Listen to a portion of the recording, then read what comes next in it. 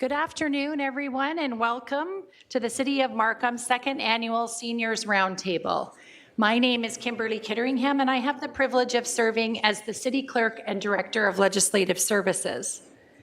Seniors play a vital role in shaping our community. They are stewards of Markham's history, wisdom, and resilience. Your lived experience and ongoing contributions continue to enrich our civic life and foster inclusive, compassionate, and thriving neighborhoods. Over the next 2 hours, we look forward to sharing a number of informative sessions with you, and just as importantly, we look forward to learning from you. Today's roundtable is being live streamed on the City of Markham's website, and members of the public who wish to participate can contact us at clerkspublic@markham.ca or call 905-479-7760, and our staff are ready to assist. For those of us already joining online, and we have a few, closed captioning of this session is available by selecting the CC button at the bottom of your screen. And we encourage you to submit your questions, and if you'd like to do that and you're online, simply use the Q&A button located at the bottom of your screen. Before we begin, I would like to now offer a land acknowledgement. We begin today by acknowledging the traditional territories of Indigenous peoples and their commitment to stewardship of the land. We acknowledge the communities in Circle, the north, west, south, and eastern direction, and Haudenosaunee, Huron-Wendat, Anishinaabe, Seneca, Chippewa, and the Mississaugas of the Credit people. We share the responsibility with the caretakers of this land to ensure the dish is never empty and to restore relationships that are based on peace, friendship, and trust. We are committed to reconciliation, partnership, and enhanced understanding. And now it's my honor to introduce our wonderful, fantastic, stupendous CAO, Andy Taylor.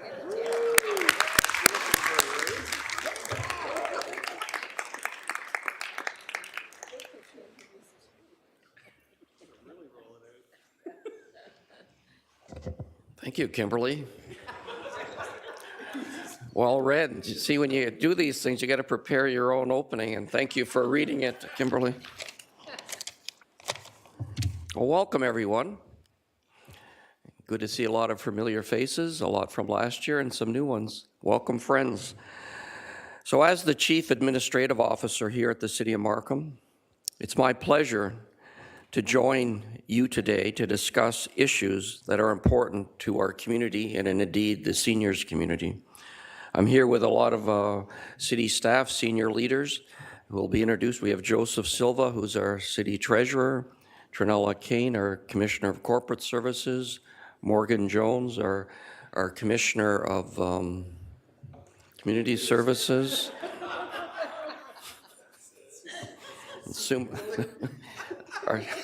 our Director of Information Technology. So we got everybody here, and over here we have the fire. They'll all be introduced, library, recreation.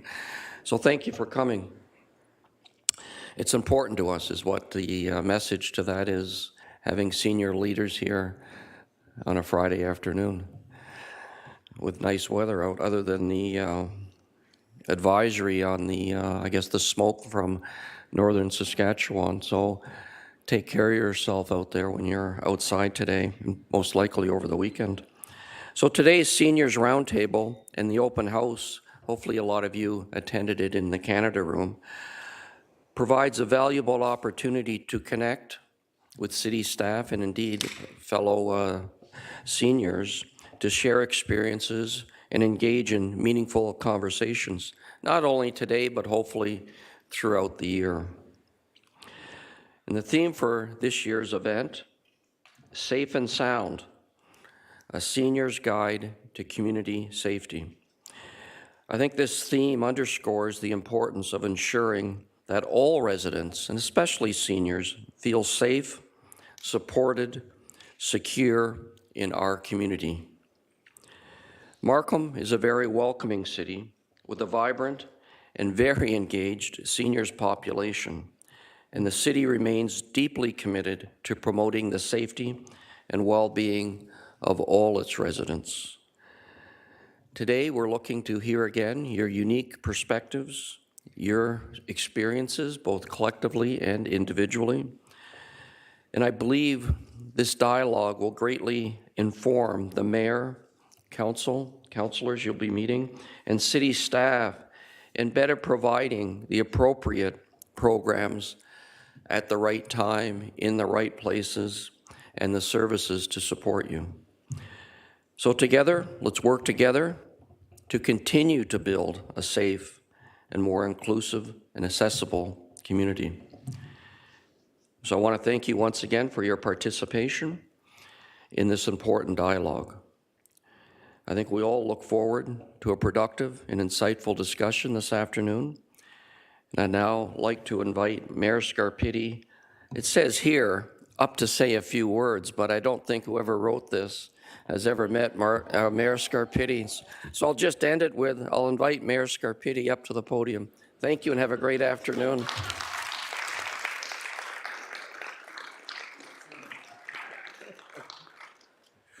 Well, thank you very much, Andy, and I was looking forward to the same kind of enthusiastic introduction that you got, but I know it's Friday afternoon and you kind of get low energy at about this time of the week. But anyways, it's great to be here with all of you, and I want to welcome all of you to the second Seniors Roundtable here at the City of Markham. And before I do make some short remarks, I do want to just introduce the members of council who are here. We have Regional Councillor Jim Jones, who's here. Welcome, Regional Councillor Jones. Regional Councillor Alan Ho, who's also here. Ward 3 Councillor Reid McAlpine, who's here. And also Ward 5 Councillor Andrew Keys, who's here. Ward 8 Councillor Issa Lee, who's here. And Ward 6 Councillor Amanda Colucci is also here, so welcome. And I would just say that all members of council are very supportive of this initiative, and I'm just going to back this up a little bit because okay, I can't back it up all the way. All right, well, I want to see a few more faces, but I just want to say all members of council are very supportive of this initiative and many of the things that we do for seniors in this community. And I'll have to say that, you know, looking out in this crowd, I might be asking to see birth certificates just because everyone looks so young and great and wonderful. Although I think the seniors did self-identify by picking up one of those bags and the goodies, and I see our CAO got one. Former Regional Councillor Jack Heath got two for some reason.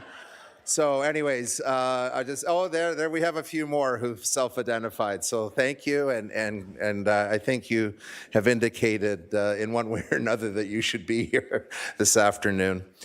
Before I talk about why we're here, I just wanted to also take a moment to recognize someone who recently passed away and was a special member of our community, truly an outstanding senior. And I know that many of you in this room would have met Gail Leet. I think you'll remember her. She was just an incredible person, a passionate advocate for older adults in the city of Markham. And Gail's contributions were many in this community. And I'll just give a quick run through of some of the things that she was involved in. President of the Older Adults in Action and Markham Seniors Club. Gail also championed the voices and needs of seniors, ensuring that they were heard and respected. And her leadership spanned over many years and reflected her deep commitment to our community. Gail also served on the Seniors Advisory Committee from 2011 to 2022. And she was also a valued member of the Senior Hall of Fame Committee from 2012 to 2015. And in 2016, Gail herself was recognized with a meritorious award in the Seniors Hall of Fame, a fitting tribute to her advocacy and service to others. Her father was honored with a street named in his memory. Robert Joffrey Leet Avenue. He served in the RAF Bomber Command Squadron in World War II and was a valued member of our Markham community and a well-respected resident at Bethany Lodge. Gail worked in many different capacities, and some in our community would also know that she was an avid photographer and actually took a number of pictures for Snap magazine, if you remember that publication that was doing quite well before the pandemic and really gave a bird's eye view of the many things that were going on in our community. Her and Tony Murphy also co-chaired the Seniors Extravaganza for many years at the Flato Markham Theatre. And again, I know some of you enjoyed that annual performance, and some of the dollars raised from that performance year after year was put aside and will be contributed to a hospice when we establish a hospice here in the city of Markham. She was an incredible leader, someone who inspired us not so much by what she said, but by what she did. And I just have to say that she was a valiant fighter with cancer, and we remember her contribution. I know that her celebration of life, I believe, is coming up in the next week or so. And I just wanted to take a moment of silence for this incredible leader.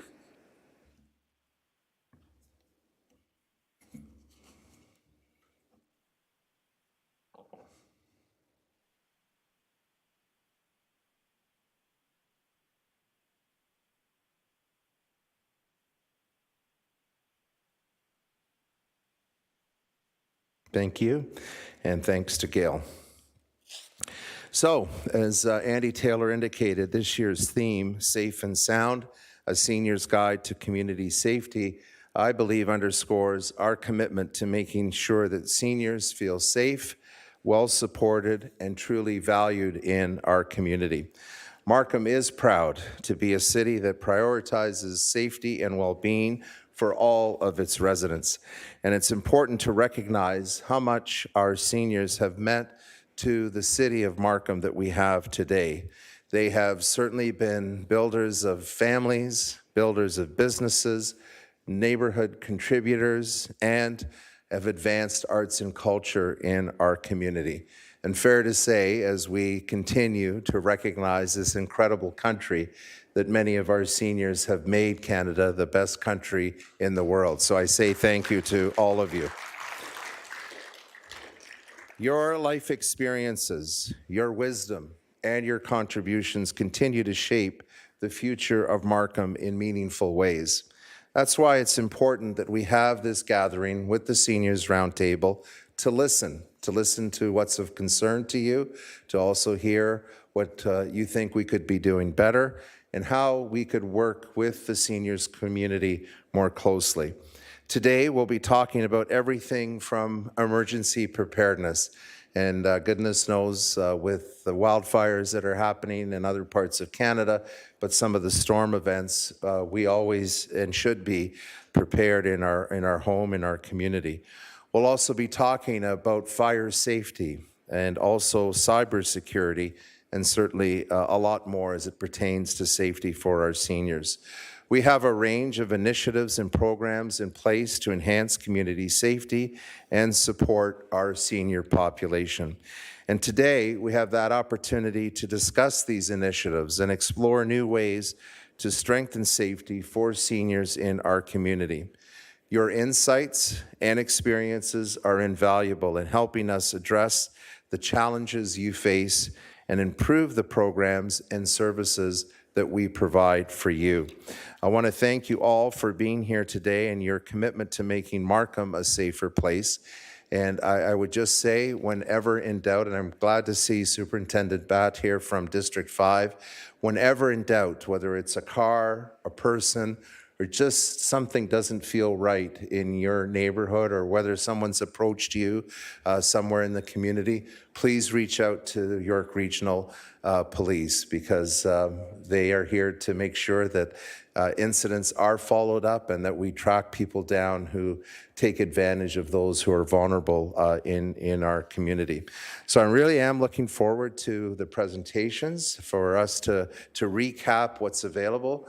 I think sometimes we can live in a community, be active in the community, and not realize all of the programs that are available. So this is an important part of communication, to make sure that you're aware of all of the programs that exist, but also to hear from you where you think the gaps are in our service.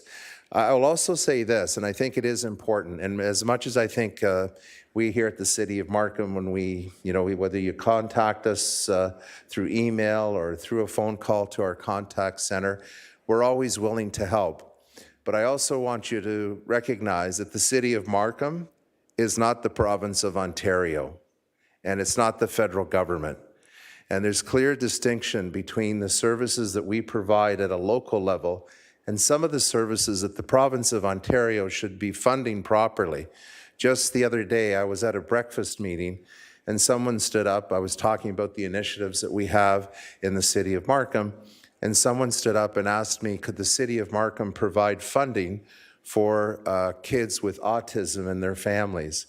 And as much as that is a very noble objective, the City of Markham is not responsible for those community services. Now, I met and sort of spoke to the individual afterwards and certainly gave him some guidance as to who to reach and who to speak to, and that I could certainly provide letters of support. So as we go through these conversations, don't be shy to bring up an issue or a concern. But I also want you to understand that we, at the local level, as a municipal government, we don't take the place of the provincial government. We don't run hospitals, for example. We don't run schools, for those that might be interested in what happens with schools. So there's clear distinction, but obviously as a city, when we know that there are gaps, and there are gaps, we know that, we'll continue to be a very strong voice and advocate. So while today you're going to hear about the things that we do and can do for you and the programs that we provide, if there's something that you or in speaking to your neighbors or to friends or to colleagues in other organizations, you're hearing a constant concern being brought up, tell us, because if we don't provide that service or program, we're certainly willing to help you to get to the right organizations and certainly advocate to the right level of government who needs to be providing funding and services that are not being met in our community. So with that, a warm welcome to one and all, and I'll hand it over to Mary Creighton, our Director of Recreation, to start us off in the program. Thank you very much for being here today. Thank you, Mr. Mayor. Hello, I'm Mary Creighton, Director of Recreation Services. I'm just going to share with you what's going to happen for the rest of the afternoon. So we have a number of presentations for you. There'll be a presentation by a member of our staff or a number that are joining us from outside of our organization. There will be a brief presentation. There will then be an opportunity for you to ask questions of that individual, and then we'll move on to the next presentation. So we're going to do 4 presentations. We're going to take a break, have a little bit of a fitness break, and then we'll come back and conclude with the remainder 4. Yeah, so you're thinking about fitness already, I get it. Nothing like a good fitness break on Friday afternoon. So I'm pleased to introduce our first presentation, and joining today from our Markham Fire Department is Jason Scoville. Jason is the Division Chief, Fire Prevention and Risk Mitigation. And Jason's actually going to be presenting on 2 topics. One is Ready and Resilient Emergency Preparedness for Seniors. He will present that topic. We'll have an opportunity to ask some questions. And then he will come back to the podium and present Prepared and Protected Home Safety for Seniors. So Jason, without further ado, thank you.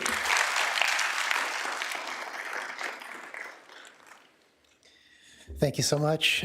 Pleasure to be here today. Well, good. Great to see everyone, and it was great to see everyone in the great hall there. Wow, that was an amazing turnout. A lot of excitement, a lot of great questions, a lot of interaction. We touched on some of these subjects with some of you. We're going to go into more detail right now. So, without further ado, we'll get started. This first topic is on emergency preparedness, and as the mayor mentioned, and as the CAO mentioned earlier, this emergency preparedness is very topical right now. When I was on my way over here from our headquarters at 8100 Warden, I could smell it, right? Can you smell the smoke out there? Right? It's already hitting one of our senses. So that gives you an idea of something that some of the people in Manitoba are going through right now. Some of the people in Northern Ontario are going through right now. Many of them probably wish that they had prepared. So we're going to make sure that we are prepared for whatever comes our way. And this is just one example. So let's see what we can do to be prepared. Here's the first thing. An emergency can look like many different things. It can be natural, it can be a people example, or technology. In Markham, we have many examples of prior emergencies. We've had the windstorms, we've had the floods, we've had the ice storms. Every season brings its own kind of trouble, okay? So there's lots that we can be prepared for, lots that could very easily happen here. There's a lot of wilderness and forests in Markham where we have urban and wildland interface, so there's potential for all kinds of things. Let's be prepared for whatever comes our way. How do you do that, right? What is the best way to prepare? So, you got to think about being prepared for 72 hours. Okay, so 72 hours is 3 days. So it's quite possible that you are at home and there is no way for emergency service to reach you for up to 3 days. So you need to be self-sufficient, and we'll talk about what that looks like. Can you cope in your home without power, without safe drinking water? We need to plan for these things. How would you contact family and friends in other areas if you didn't have cell phone service? What is your plan for that? And if your family gets separated, how would you reunite? How would you find them? We got to prepare and plan for these things. So there's many different layers to this, and this is something that the mayor talked about. There is municipal, provincial, and federal levels of involvement in emergencies, okay? So we have many different levels of responsibility. The city will look after certain things, the province will look after other things, and so on up you go to the federal level. And then, of course, all of it comes back down to you. As an individual, you have a role to play too. Your role is to be personally prepared. The city will be responsible for delivering emergency services, such as fire, right? That's one of the big ones that the city supports and funds here in the city of Markham. The province, actually there's even another one, the region. We've got the region that looks after EMS, paramedics, and YRP. We've got them here today with us, right? And so then you go to the province and you go to the federal level, many different layers to this. Everyone has a role to play. Now, there's 3 themes to what I'm going to talk about next. You need to know the risks, you need to make a plan, and you need to build the kit. We're going to start with knowing the risks. Here we go. In order to be prepared for an emergency, you need to know that it's coming. So there are many different resources that you can have access to, which will tell you what's coming. So here we are, Alert Ready. Government officials have developed different types of alerts that they can send out, and these are broadcast over television, radio, and wireless devices. You can go to this website, www.alertready.ca, and sign up, and you would be getting the notifications on your phone. Okay, so that's one thing that you can do to be aware and to be informed.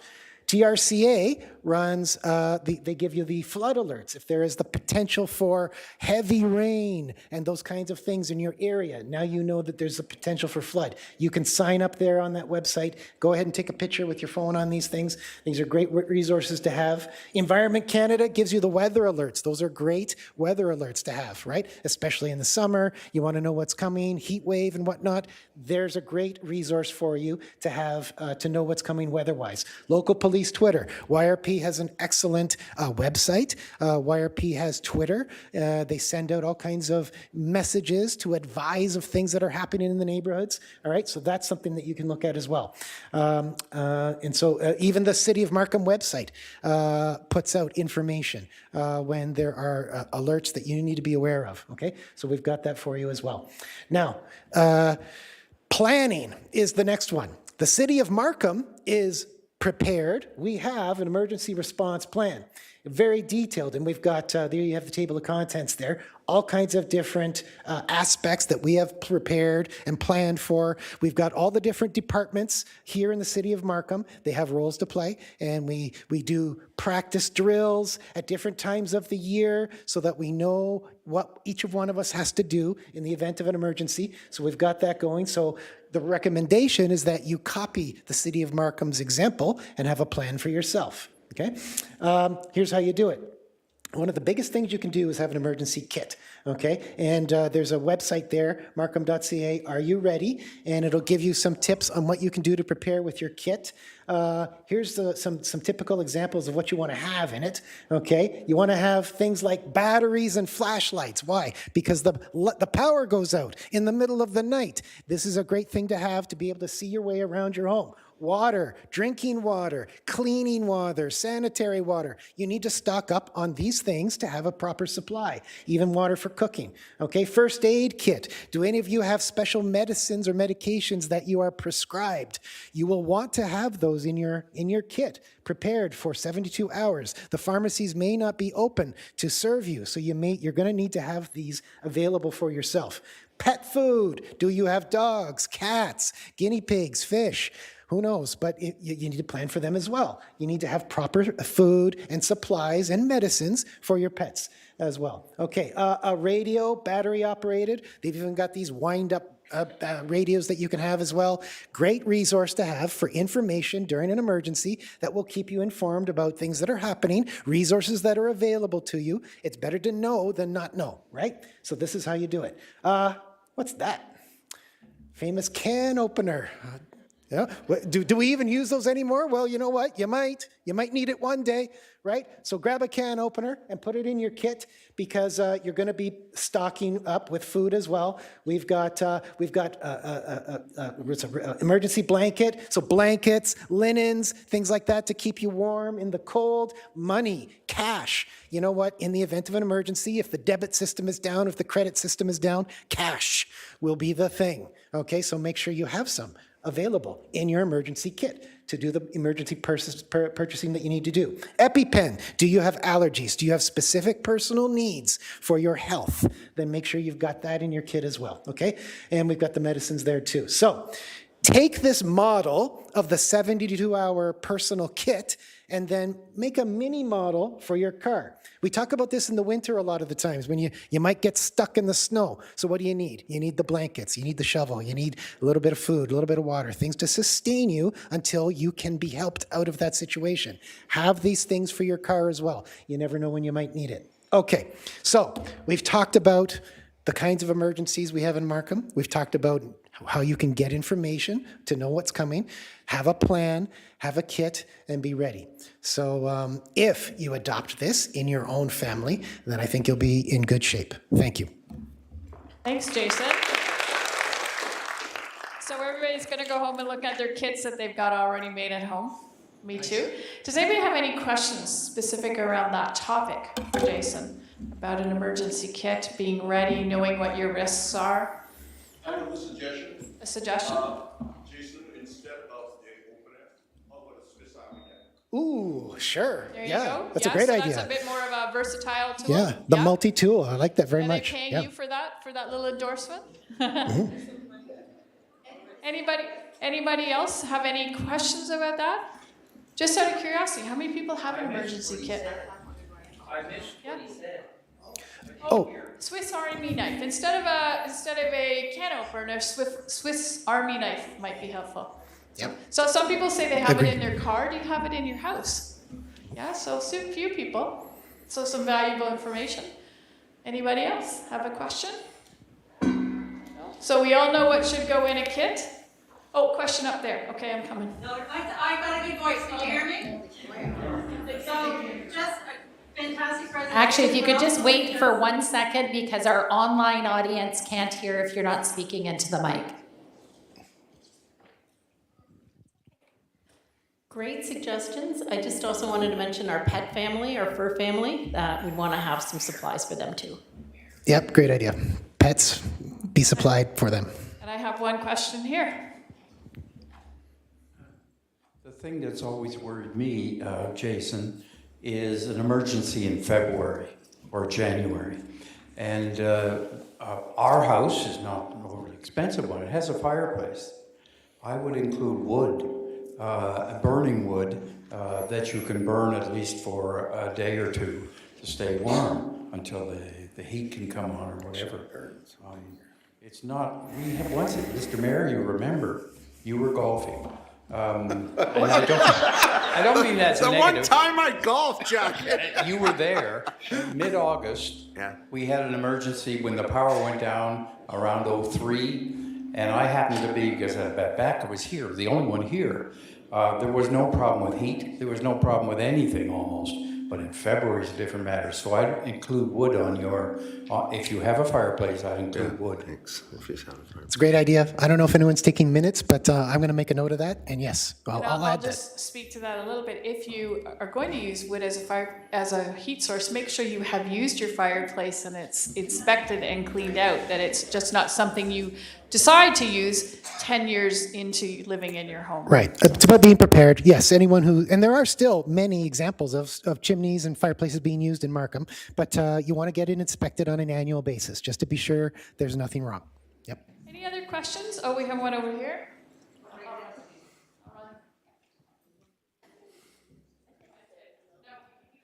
So we are going to use a mic for questions because we have people online who are listening to, and if we don't do it as use the mic, they cannot hear what's going on.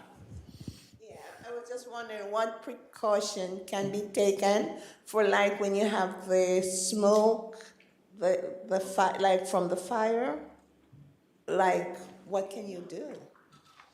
So are you talking about what's happening outside right now? Yeah.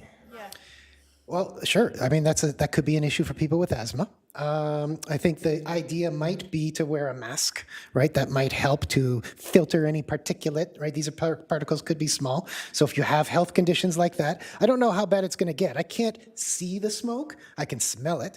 So you want to be careful. You think you might want to stay inside as much as possible until this passes. The wind is going to carry it. The wind is going to clear it out eventually. I just don't know for how long. So those are some health considerations to think about for yourself. Mary, I do have an online question for Jason. When do I need to replace all of the smoke alarms in my home? Yes, smoke alarms. They're good for 10 years.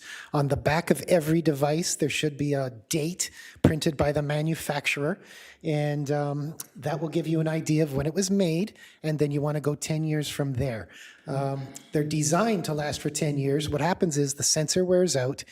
It's like the brakes on your car. It just wears out over time, right? So you've got to replace brakes. You've got to replace smoke alarms every 10 years. Thank you. If there's, Sorry, can I just because something you said tweaked my interest, and obviously for seniors especially. But so yeah, you don't have cell phone. What would be a plan? You said you should develop a plan in case you can't communicate. So what would be a plan if you didn't have a way to communicate with family members? So without any kind of technology to support us, being able to communicate becomes important. Maybe you've got an idea of the family meeting at someone's house. Maybe you get together and stay together in some way, right? That's really the thought. And a lot of it would depend on the kind of an emergency you're dealing with, right? Maybe travel on the road isn't possible, but being together in one way or another, having a plan for that could be helpful. I remember when Rogers went down, and that was a big problem for us here in the city. But it didn't last forever. They got it back up and running, and were able to communicate again. But that might be one way to deal with that, right? I would say Canada Post, but they got their own problems right now, so yeah. It's a little slow. And I have, there's a question over here and then a question here, and we'll call that as the last questions, and then we'll move on to the next section that Jason's going to do. Hi, thank you. Regarding the wood fireplace, what if you don't have a wood fireplace? Should you have candles on hand to create some amount of warmth, or is that considered too much of a fire hazard? Candles can be used in a home. The idea with a candle, though, is that it's supervised and that it's placed in a good container, non-combustible container, sturdy, it's not going to fall over, all these things. And then when you're finished, you blow it out. So are candles an option? Yes. We tend to recommend other things like battery candles or flashlights or lanterns. There's so many options on the market right now. We tend to do that just because, yes, there is a fire hazard. And yes, people tend to leave them lit in their home and they go out shopping and forget about them. But if you're talking about an emergency, that you're in the home and you need something for warmth, candles actually are very warm, right? There's a lot of heat that comes off a single candle. And it gives you the light as well. But you're going to be in the home, you're going to supervise it, you're going to blow it when you're finished. So yes, it is absolutely an option you can use. And in terms of communication, believe it or not, we still have a landline because they work when the cell phones don't work. Wow. That's a great idea. Sorry, I guess I'm not familiar with landlines since my child years. I am part of the rotary dial generation. I am, but I overlooked that one. That's a good one. Thank you. All right, the last question for this section, and then we'll move on. Yeah, with ice storms and more frequently these winters, a lot of power lines are down and trees are down with power outage. Would you recommend a backup generator for your home? That's a great question. I'll be talking about generators in the next presentation, but let me say this. So yes, many people use generators. You've got to be careful how you use them. You use it outside your house. Probably on the driveway is the best one, okay? And then try to be very careful what you're powering. Power only the essentials to get you through. We've had incidences in Markham where they use the generator inside the house. And what happens when you do that? You create carbon monoxide, and it fills your house. It's very dangerous. So as long as you're using it properly, as they are designed to be used in the open air, then yes, they can be a very useful thing for you in a power outage. Great, thanks, Jason. We'll move you on to your next topic. Okay. Okay, so switch gears now. So take off the emergency preparedness hat, put on the fire safety hat. And this is one of the big topics for us in the fire service. Every public event we go to, we're talking about these things. We really need to get the message out. Why? Because it's really that important. Smoke alarms in your home, having the proper devices in your home are critical. They're the only chance you have in a fire emergency. And believe me, we do a lot of inspections in Markham. We go into houses, and we see no smoke alarms in houses. And this is 2025. And it's just a pattern that keeps coming back and coming back. So we need to talk about this. We need to take action in our homes and make sure, number one, that we have them installed on every floor and that they're working and that they're not expired. That's what we're going to talk about today. So here's the thing. Let's get into it. Here's the first one. So this is a diagram. I tend to be a visual, and I like visuals, and this really illustrates it well. So the red circles are the smoke alarms. So you've got one on the second floor, one on the main floor, and one in the basement. And you see the blue circle, that's your carbon monoxide alarm. You must have it on the level where you sleep. So having a smoke alarm on every level gives you the advantage of wherever the fire starts, the smoke rises, it activates the sensor, the smoke alarm starts beeping, you hear the sound, you investigate, you get everyone out safely. That's why you must have them on every floor. That's the first one. The carbon monoxide must be on the level where you sleep so that when it rings at night and you treat that alarm the same way as you would a smoke alarm, it's an emergency, it's a 911 call, and you get everybody out, and then you have us come to your house. We have a sensor that we can go into your house, find the source of the carbon monoxide, and deal with it, right? And then we have big fans that we can use to ventilate your house, okay? So Smoke alarm on every floor, carbon monoxide on the sleeping level. That's the starting point for safety in your home. You must have them in those locations, and that goes for every house in Ontario. This is a provincial mandate. This is a provincial Ontario regulation, right? And this is what we want to see in every house. But again, like I said, that's not our experience. And maybe the missing piece to it is the education. Well, we're getting it today, right? So, most fatal fires occur at night. If you don't have smoke alarms in your house, if they are not working, then you will not wake up and you'll stay asleep. And this is where we get the fatal fires from. Smoke is deadly. Smoke is toxic. If you breathe it in, your body can't handle it. A house fire, temperature-wise, will easily exceed 1,000 degrees in your home. We can't breathe that air. We can't breathe air that's over 1,000 degrees, okay? So that's why it's so important. That's why we talk about this so much. We don't want this happening in your home. We don't want this happening to your family. We don't want this happening anywhere in the city of Markham. So we're trying to put this message out there. Please install them, test them, make sure they're working. They will give you early warning so you can escape quickly. And here's the thing about smoke alarms. They're very sensitive devices. Some of you that have them, I spoke to somebody here I know, said they goes off in the kitchen and it's very sensitive when they cook, right? Common start there. Yeah, right. We were talking, I remember. And that's, I hear that all the time.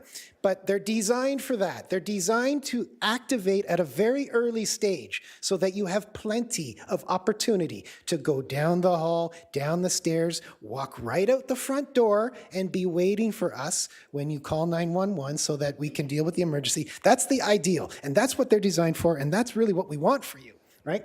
And it's so important that they made a law for it, right? So it's a provincial law that we enforce here in Markham.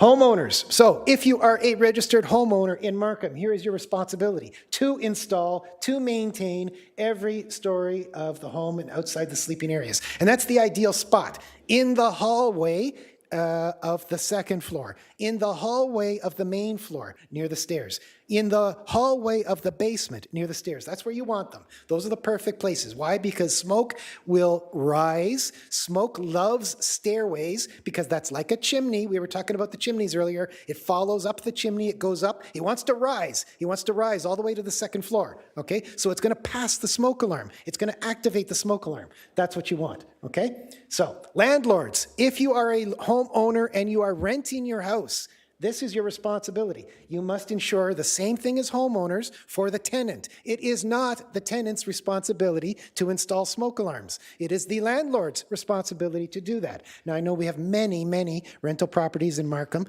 They're excellent for affordable housing and for new families that come to Markham. It's fantastic. But landlord must provide these things. Landlord must replace these things. All right? It's part of your legal responsibility. If you're a tenant, here's your responsibilities.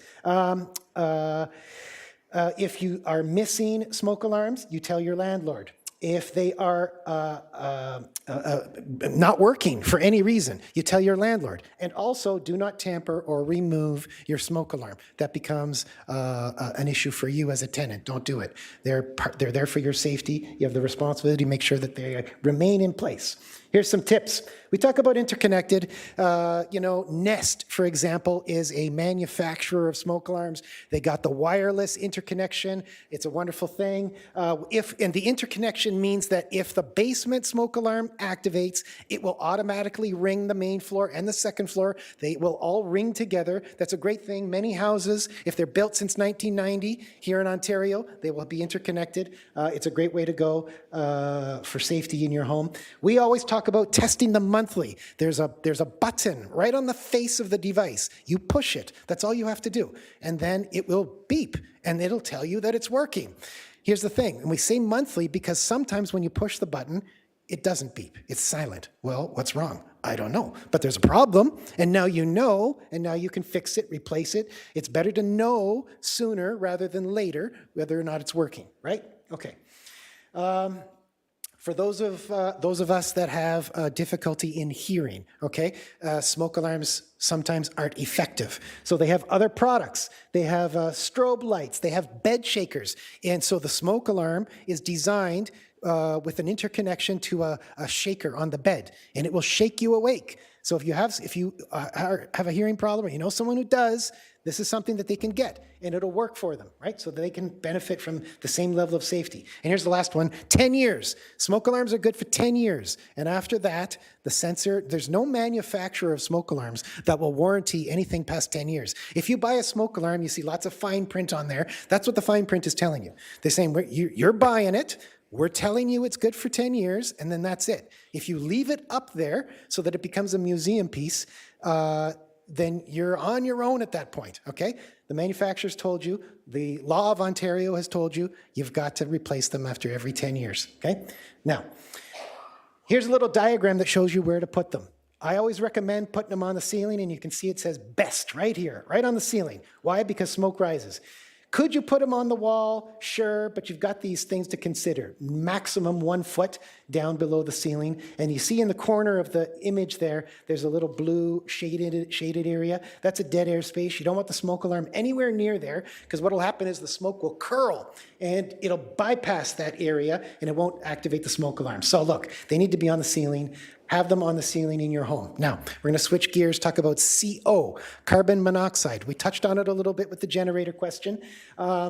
So carbon monoxide is a toxic gas, and you don't smell it, you don't taste it, you don't see it, but it's there's probably a percentage in the air right now. Okay, the problem with carbon monoxide is when it concentrates, when it fills your home, your body can't handle it. You get headaches, you get nausea, and it can kill you. Right? It can be toxic. So. Where can it come from? It can come from fuel-burning appliances, such as the wood in your chimney. You got a gas insert in the fireplace, your gas furnace, okay? People who run their car in the garage in the winter, we get 911 calls for that all the time because it's activating and it's just filling the house with carbon monoxide. Be very careful with that. I know you want that toasty car in the winter, but do it on the driveway. Don't do it inside the garage, okay? You know, the hot water tank, that's another one. Indoor grill, a lot of those with, you got the, it's like a little propane can or a little naphtha can or something like that, and you have the hot pot with it. That produces carbon monoxide, right? So you have to be careful with how you use these things in your home.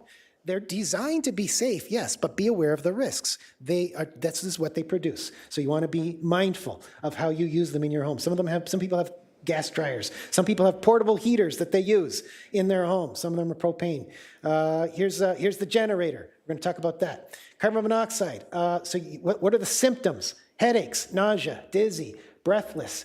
As it gets worse, as it concentrates in your blood, eventually you collapse, eventually you lose consciousness. It really is that toxic. It really is that serious. That's why we say if your carbon monoxide starts ringing in your home and it's telling you something, maybe yours has a digital readout and it's telling you a certain number, well, there's a problem. And you need to call 911 for that. And you need to get everyone outside so that we can come and find out what's going on, okay? All right. So we're just to repeat, we've got the smokes on every floor. We got the CO on the second floor. That gives us some protection. I've been told that to expect a code change soon, and they're going to be regulating carbon monoxide on every floor, okay, which to me is a great enhancement. So go ahead and do that now if you like in your home. Get ahead of the codes. It's a great idea. So I'd be remiss if I didn't talk about fire extinguishers, right? They're a very useful tool to have in the home, a tool in the toolbox, as it were. You can buy these at Home Depot, you can buy these at Canadian Tire and so on. Here's what they look like. It's got the cylinder, it's got the nozzle, it's got the handle at the top, and it's got the gauge on the front. They're filled with a powder, and the powder is designed to chemically interact with the fire to put it out. In some cases, it reacts to heat and creates a layer to snuff out the fire. The powder creates a cloud and disperses the oxygen. You take oxygen away from a fire, it puts it out. It has many different chemical mechanisms to put the fire out, okay? Then when you're buying it, you'll notice that it has a label, and in most cases, it'll say ABC. What does that mean? Well, here it is. It's ABC because Class A, it'll put out an ordinary combustible fire, paper, wood, and what have you. B, it'll put out a flammable liquid fire, gasoline, diesel fuel, what have you. And C, it means it's designed to be safe on an electrical fire, right? Water is not a good thing on an electrical fire for obvious reasons, so it won't have a C rating, but the powder will. And if you see all three on the label, A, B, C, that means multi-purpose. That means it'll cover all of them. It's a great thing to have. I recommend families have them in their home. It's good to have. And then it becomes a question was, okay, I'll buy one, but how do I use it? Well, here you go. Here's how you use it. PASS is the system, pass, okay? P, pull the pin. There's a little safety pin in the top of the extinguisher, and it's just meant to prevent it from accidentally, right, leaking. So you pull the pin out, great.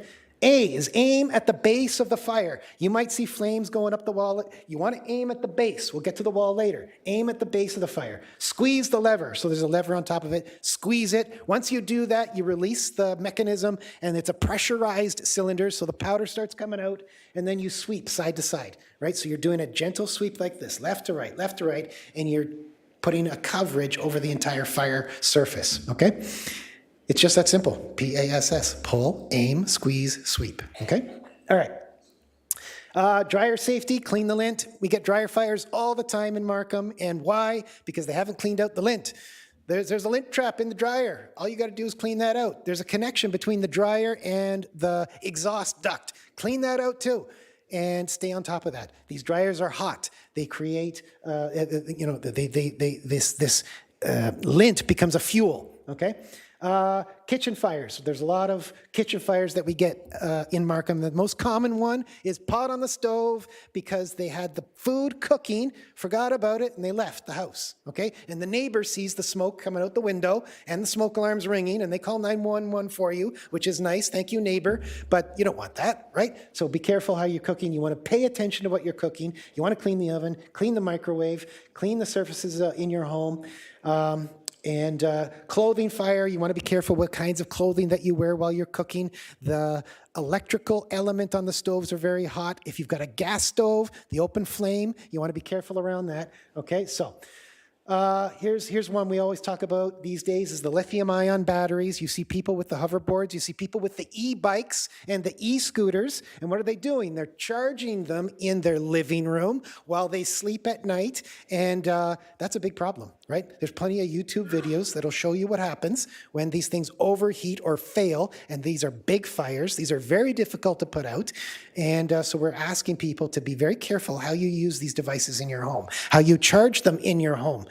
Don't charge it inside, charge them outside. Find a place outside which is more isolated from the home. And don't charge these things overnight. Even the cell phones. I know it's so convenient. You're on 10% battery before you sleep. You charge it overnight, it's 100 when you wake up. But the problem is, if these things fail, and they do, you're asleep when this fire starts, and it ends up being a very terrible fire. So we're just advising people that we're in a different age now. It's a technology age, and these lithium-ion batteries are everywhere. So be careful how you use them, okay?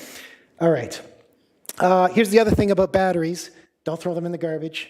They need to go to the Household Hazardous Waste Depot on Roddick Road, okay? They will collect the lithium batteries from you. They will dispose of them safely, okay? So QR code takes you to the website, some great information there, some great resources. I'll wrap it up there. Thank you for your time. Great, thanks. We had a question over here. KY, do you still have a question? Yeah, okay. Actually, it's just a suggestion to the emergency kit. I think we should include a whistler. What? A whistler. Whistle. Oh, yeah. Whistle, yeah. Yep. Because in case of emergency, that is the best equipment you have to draw attentions. Yep, a whistle would be excellent. And so I'll make the note. Thank you. I guess, is that on? Yeah, so I've always thought that putting a cold pot on a gas-fired stove would generate some carbon monoxide. Is that true or not? Partial combustion being the idea. Sure. I mean, look, is there the potential for it? There's the potential for it no matter what you use on a gas stove. I think a lot of it would depend on what kind of pot, what's the material of the pot. I'd like to think it wouldn't be excessive in that sense, but look, if you're cooking on any stove, you're running the hood. You want that exhaust going, so that's going to help you, right? And at the end of the day, if you've got the carbon monoxide detectors in the home as well, they're going to warn you when it gets to be too much. Like I said, there's carbon monoxide everywhere, every day. We're breathing ppms of it right now, but it's just not at any kind of considerable level. The issue becomes when it becomes a lot, concentrated in your home, and it ends up being over a time period as well, right? If you get a whiff, that's probably nothing. You get extended exposure, that's something else. So, yeah, I think, just be careful, no matter what you're cooking with in your home. I have a couple of questions. One is on battery, and the other one is on fire extinguisher. So your suggestion is I shouldn't charge the cell phones and even iPads overnight. That's our suggestion. I know that's a tough one. Okay, I know. because I always do that. My next question is on e-bike and EV, because I have both EVs and e-scooter. An e-bike. So can I charge my e-bike in the garage, or is it still no good? I see people doing that. I see people charging their Teslas in the garage. All right. Yeah. So look, is it better than inside? Yes, it's better than inside. But look, try to be mindful of the construction in your home. Okay. Some homes have the garage separated by concrete block. Some homes have it separated by drywall. Okay. Others don't. Others just have bare wood exposure, right? So look, some of these construction provide a barrier. Some of them don't. You may want to think about putting a smoke alarm in your garage if you're doing this, just to give you that extra, okay? It's a thought. So same thing, I shouldn't charge my EV overnight, and I should charge it, and then if I go to bed, I should disconnect the charging then for the EV. That's our advice, our recommendation, yes. Okay. My next question is on the fire extinguisher, because we used to have a fire extinguisher. I don't know whether expiry date for this fire extinguisher, because so after so many years, we just threw that away. And is that a expiry date for the fire extinguisher? And follow-up question is, how do I dispose of the fire extinguisher? Do I just put it in the garage, or do I have to take it, in the garbage, or do I take it to a depot? Yep, so the first one.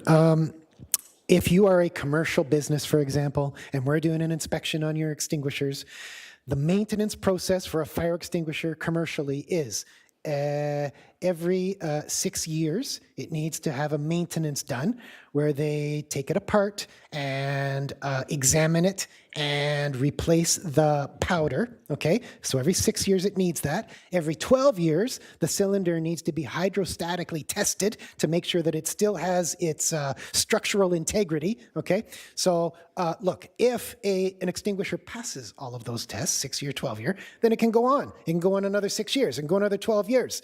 So there's no expiry date on extinguishers, as long as they're being maintained. Here's the thing. Nobody in a family home is doing a 6 year or a 12 year, okay? So look, my advice in the case of home extinguishers is to examine them first. Because this is it's a steel cylinder. Is it cracked? Is it dented? Or is it not? Is it in good condition? Check the hose. Is it cracked? Is it worn out? Check the nozzle. Is it plugged? Check the gauge. The gauge should have an arrow, okay? And the arrow needs to be pointed into the green, okay? And if it's in green, it's good. And if it's either to the right or to the left, then it's not, okay? So these are things that you can do to inspect your extinguishers. And if it passes all those tests, then it should be fine to use, no matter how old it is, okay? So I'm going to go there, and then we'll come here, and then there's a Hi, Jason. woman back over to your side. Hello, Jason. Sorry, where is it? Sorry, I'm missing. Where is it? Yo-ho. There, yes, yes. Hi, Jason. How are you? Hi. I switched from electrical stove to gas, and I have the greatest fear in my house sitting right here. Every day she's bothering me about the gas. My question is, from the time you ignite the gas, how soon would you have carbon monoxide in your home? Yep. Look, carbon monoxide comes from any fuel-fired appliance. The very second that you turn that on, there are particles. It's just part of the combustion process, okay? But look, everybody's cooking with gas these days, and it's fine, right? You're only getting small amounts, and it's fine. But it's there, okay? So you want to be careful. The biggest issue about cooking in the kitchen is to be present and watching. And for example, if you're going to cook with oil, if you're going to deep fry something in the kitchen, which is delicious, of course, and we all do it, French fries and chicken nuggets and whatnot, it's all good. But here's the thing. It's the oil that overheats quickly. If you go to any grocery store and you look at the vegetable oil aisle and you pick any product, it's going to have a label on it that tells you fire point, 400 degrees, smoke point, 450 degrees, right? There's actual warning labels on all the different brands of cooking oil. They're telling you that this will catch fire in your home, okay? But because you could overheat it. So that's the thing.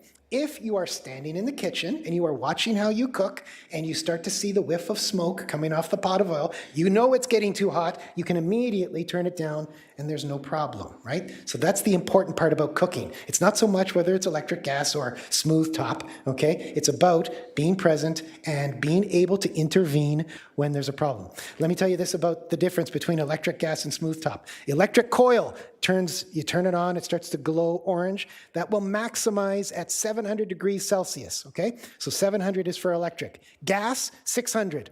Smooth top, the glass top, 500 degrees. So if you put something on high and you let that, and you put the pot of oil, well, like I said earlier, all the oils overheat at like 400, 450.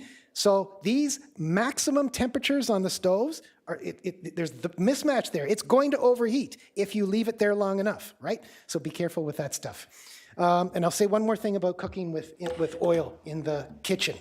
Sometimes you get a fire, right? We get a lot of those in Markham, and it can be quite shocking when it happens. But look, let me just leave you with this. Get the lid for the pot, or get a big plate, and all you got to do is cover it, okay? And then switch off the stove. Simple as that. When you put something on top of the flaming pot, it takes away the oxygen. It might take a moment or two, but that's fine. And the fire will go out, okay? It's that simple. You don't have to worry about picking it up. Definitely don't pick it up. And definitely don't put water on it, right? We don't have to talk about that, right? Putting water on an oil fire, we don't want to do that, right? That's a big problem.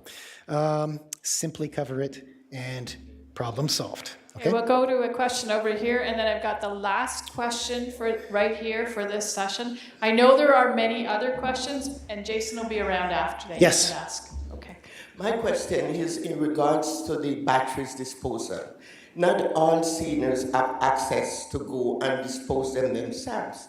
Can there not be some implementation that once per month or so you can put them out in the garbage, separate from the rest of the garbage? Because not all of us are able to, are drivers, or have someone to drive them. Is anybody from Miller Waste here today? No? I mean, that's one thought. So, you know what? So that's an interesting question. I wonder, for the seniors' homes and whatnot, I wonder if they couldn't do a collection and do something like that in a senior's home, for example. Could that be arranged? Possibly. Is there a family member that could maybe do it for people in need of that? That might be a thought. The waste system, the way it is right now, they can't transport them in those trucks. These lithium-ion batteries are really volatile. For example, there was a terrible accident downtown Toronto not too long ago. In order to make it safe, they had to get the batteries out of the car. They had to bring in a special truck, and they had to put those batteries buried in sand in the back of the truck. Nothing else. And then they could transport those batteries. That's how sensitive and delicate and hazardous they are. So you can't put these in the back of a garbage truck, getting compressed with all the rest. So I like your idea. I like your thought process here, trying to find a way to serve our families, but there may not be an easy answer for that one. Yep. Jason, I'm just going to also mention that where you commonly shop, including your Walmarts, your hardware stores, Home Depot, any of those type of stores usually have a battery disposal available, and including other items like light bulbs and other items that you can recycle there as well as a lot of community centers or facilities would have those type of So things. I'm going to jump in there because actually we have just removed battery collection at the community center specifically because of this reason, because of the lithium battery. And we have met with our environmental services, our waste, and this is an issue they're very aware of, and they are working on what the plan is right now. But there is issues with disposal of lithium batteries and the potential fires, and so they are working on a plan as to how we would do this, but certainly aware of the problem. Because we do, and that was my plug for community centers. We don't collect batteries any longer at community centers, which you were very familiar with doing up until about 3 months ago. Then they have been removed. But you can take them to the waste depots. The waste depots will collect them, and they have a special container there right now. Yeah, it's a difficult question, and it's something that I think everyone's trying to catch up to now, right? They're everywhere, and we're just realizing now that there is a big problem. So stay tuned. There's probably more programs and facilities and services coming our way. Okay? Yeah. Last question for this series, and then we're going to move on. So related to the batteries, we use rechargeables. So you don't have to dispose of them. So that's another alternative. And there was a question over here regarding the fire extinguishers and how to dispose of those. And I don't think you answered how to dispose of them. So if you do use it or you decide it's too old and you want to replace it, is there a different way you would dispose of fire extinguishers? Yeah, sorry about that. I remember it was a two-part question. I missed that part. Thank you. That also becomes household hazardous waste. It's a pressurized cylinder. You don't want to put it in the garbage. Take it to the Roddick Road or similar facility like that. They can dispose of those kinds of materials. Okay? Thank you. Just quick. You got to understand, we have wonderful staff here. Jason has done a tremendous performance. I hope you agree. Thank you. But he left something out.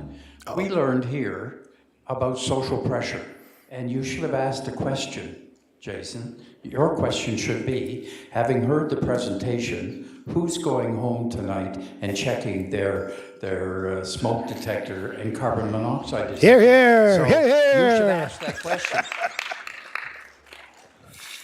Yes, yes. Show of hands. We're all going home. Show of hands. We're all going home. Amazing. Thank you so much.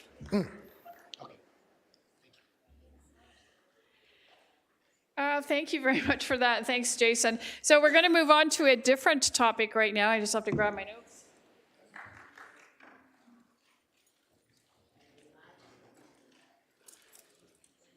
So we're going to move on to a really different topic, but something that's very prevalent right now, and that is cybersecurity.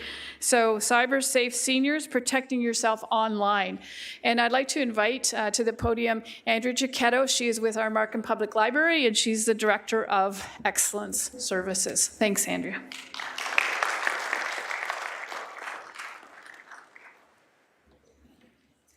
Thank you, Mary, and thank you everyone for being here today. It's a great pleasure to be joining you for this discussion.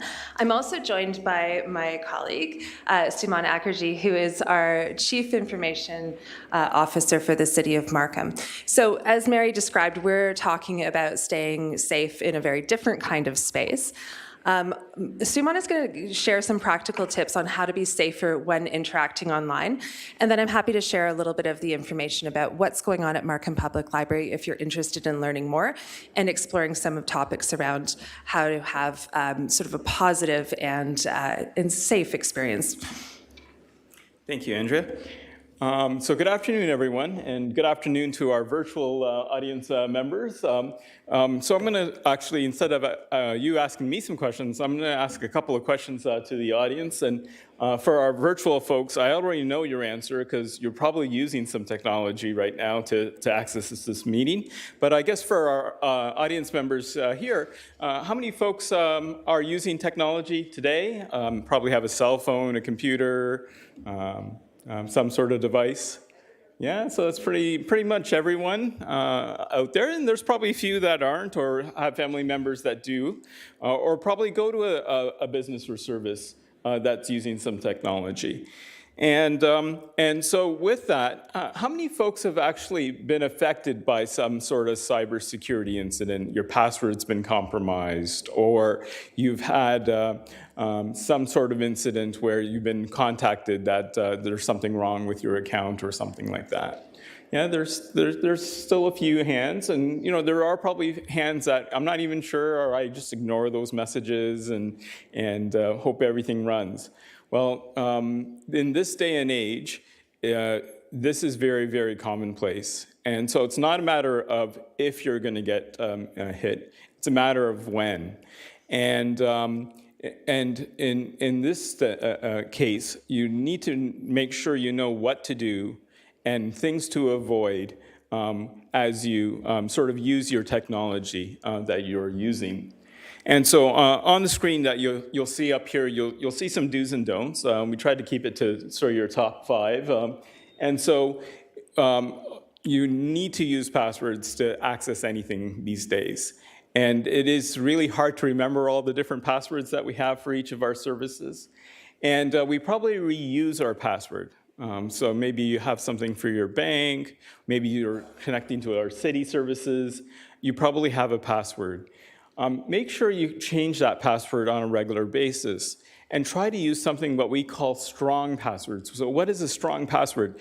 Maybe something long. The recommendation us technical folks would say is have about 10 to 14 characters. Now that's, there's not very many words that are 10 to 14 characters. So a great way to do that is to maybe think of a favorite phrase or a sentence or some part of a song or maybe where you're born or something like that. Those are really great tips for trying to come up with a phrase and maybe use that phrase in your password that you use. And if you can try to change it, so if you get a notice from your bank that, oh, your password's compromised, make sure you sort of go through all your common accounts and change that. And make sure you change it, because if it's been compromised at the bank, I can assure you that those hackers who got that password, they're going to try your other accounts. And so it's very, very important to do so. A lot of services have what's called two-factor authentication. And what two-factor authentication is, it's a second way to sort of verify you are you. Now, if you're using things like at the bank, it's no longer, they're probably asking for your username and then your password, but then it's actually sending a message to your email or to your cell phone. That's called two-factor authentication. And it's important that you set that up where that's possible, because that's a great way to sort of make sure you're the one that's using that account, because you have access to both of those capabilities. A third item to talk about is making sure your software is updated and your technology. So a lot of you have devices. I see a lot of you have your cell phones with you right now. It's important that you set up and make sure your phone is set up to do updates of your technology when they become available. Most of these cell phones and computers, they're updating their technology every month. And in these updates, you will see security updates to sort of make sure your device is up to speed with the latest things to thwart technology problems that are out there. And that's how these hackers sort of get access to these devices and systems, is through unpatched or unupdated devices. Be very cautious with your email and communications. With technology where it is today, it's very easy to impersonate the city of Markham or your bank or any of the services that you have out there. And if you are getting a message, so say you got a message from your bank and it's sounding like it may be something important, there's a few things you can do to double check that. You can contact the bank and say, hey, I got this message, is this right? You can go to the website of that bank and check, because usually when there's a lot of these scams, the bank themselves will have a little message on their website. The city will do the same sort of thing if we're sort of getting a lot of reports that there's folks trying to impersonate us. To make sure you check that website to sort of see if there's something going on there. So there, there's try to invoke some sort of a double check, and that's the same for any text messages that you get, any emails that you may get, and even letters that you may receive, because a lot of these are getting quite sophisticated and sort of using multiple ways to try to get you to react. And then my last point here is around Wi-Fi, and maybe going to the coffee shop. And you know what? I want to try to maybe get connected and correspond with and use your device. Be very careful on these open things. If you go to a hotel, I was just away at a trip this past week. I connected to the hotel Wi-Fi because I need to get access to and check on my emails and stuff like that. Well, the moment you do that, you're on an unsecured network. And it's very, very important that when you sort of leave from there, try to avoid maybe doing some secured stuff like your banking, if at all possible, but sometimes you may need to do that. Maybe go ahead and change that password. And the most important thing is maybe reboot your device, which is another important element. So when you usually call tech support, I'll tell you one of the top things that we do behind the scenes here at the city. If someone calls us and reports a problem, we probably will tell them to go restart their computer. Because that actually resets your computer, maybe cleans up everything that's out in memory, and that's a great tip you can use to sort of keep your device clean, fresh, and making sure that bad things are not running in the background. So those are a few tips. There's a few things here on the don'ts. I would just sort of end my slide here by just saying, if you have seen something weird, or you may have clicked on something, don't be embarrassed. It happens to everyone. It happens to a lot of our staff here at the city. But do not be scared of that. Make sure you ask somebody. If you're not sure, I think you clicked on something, just restart your computer. See if there's further issues or unusual messages that come on your phone or your computer. And maybe that's okay. But if you're seeing unusual activity, make sure you tell someone. Go to your Apple store if you have an Apple device. Go to your cell phone provider. Go to Best Buy or whatever computer support services that you have, and get a second opinion. Because it's important to make sure you get those addressed. And try to stay up with all this stuff. Make sure you have newer technology. There was talk about some of these old cell phones and making sure you don't charge them overnight. Some of the newer technology that's out there have auto charging capabilities to prevent overheating of devices. So if you have a really old device, make sure you try to get out and update and maybe buy a newer version of that. So with that, I'll turn it over to Andrea. That's great. Thank you, Simon. Oh, there we go. So as Simon mentioned, those are some top tips for how to stay safe. If you are interested in learning more, then I wanted to let you know about some things that are happening at the Markham Public Library in this area of cybersecurity and digital literacy. So what you see on the slide are some programs that are part of our digital literacy series. They each focus more in depth on a different aspect of cybersecurity. So we have a program that's focused on fake news and kind of understanding where the information you're seeing online is coming from, how to tell if it's from a valid source, how to feel confident in using it to make decisions and to understand the information. We also have a program on cybersecurity that really expands on some of the things that Suman was talking about, so that you can feel confident online shopping or interacting with different organizations online. And we've also developed a program just recently on getting to know more about artificial intelligence. And this is a really exciting area, lots of really powerful and creative things that we can do with AI. I know one friend, if anyone here has grandchildren or great-grandchildren that are little ones, I know one friend that's been using AI to help write story times or bedtime stories for their grandchildren. So lots of different fun ways that we can get involved. It does, of course, come with some risks. And so our staff have been trained and have some expertise in these topics. They're able to work with our participants on a one-on-one basis and provide support. If there's a project that you're interested in or something specific you want to learn, then we can work alongside you to make that happen. And if you did have any more questions or just wanted to come in and say, how do I update my software? Is there, what's a good, can you show me how to update my password? Then our staff would certainly be able to help. So if you haven't already, I encourage you to come and check out our booth in the Canada room. And my colleague Alex has more information about these and other initiatives. We would love to see you come out and continue the conversation with us there. Thank you. Thank you very much. I noticed all of you, thanks Simon and Andrea, pulling out your cell phones and having a look. If you have any technical questions, they're going to be around after, or certainly go out to the booth, because there might be some things. How do I? We can do that out in the booth or with these two. Thank you so much. Many times we hear that like LifeLab, for example, or the bank site or the government site, they have been hacked. What are we supposed to do on that one? Yes, it's a great question. And so pay attention to those notifications. So they usually notify you that they've been compromised. And there's usually a few items that they tell you to do. Maybe reset your password depending on what the situation is.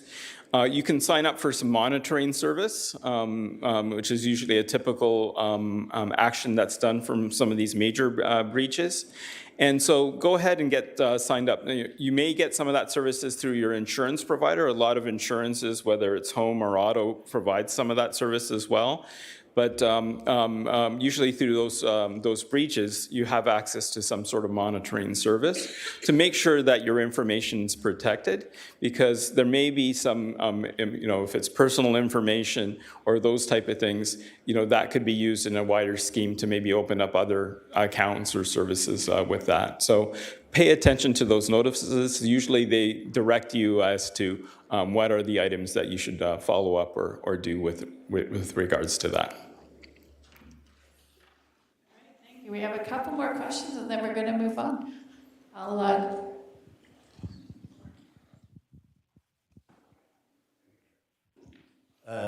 I've seen you have some great programs about the cyber knowledge, but I've seen all will be taking place in Thornhill community centers. My question is, are you going to have a roadshow to other community centers as well? Because I think this is a great topic for the seniors. Yeah, thank you. That's an excellent question, and I'm glad that you mentioned that.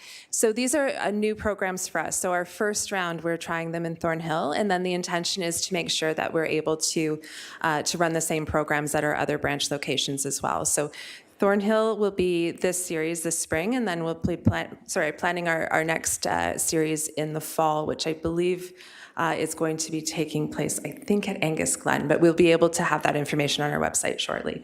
So as you say, it's going to be a bit of a roadshow, and as they, if they're successful and gain popularity, then we can certainly look at having them across Markham.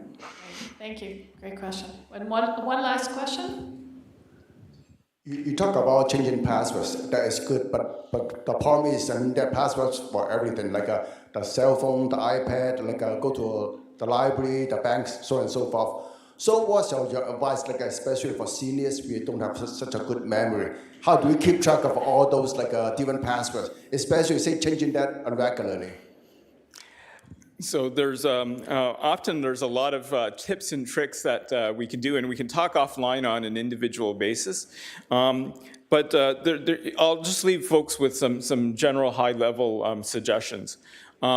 So one way of the strategy, so I said you need to have a long password, 10 to 14 characters. One tip that some folks suggest is that you can incorporate what you're using into your password phrase. So for example, I'll make up a password, I love Markham. And if I'm going to the bank, I love Markham at bank. That would be a great way to sort of do that. I love Markham at YMCA or at Markham Library. And so you can use that as a variation of that phrase. And then that way, you sort of know that it's that one password, but you're using it, and it's quite different than other services. That's a possible way to do that. And there's a number of tips and tricks, and we're happy to share on a more individual basis. Thank you both so much. I anticipate that booth will be busy out there. So please go out to the library booth if you have, how do I do this? At this time, I'd like to introduce our next speaker, and after that we will take our stretch break. And I'd like to introduce, joining me here is Christy Lehman. Christy is the supervisor of animal care, so we're moving from technology to fuzzy friends.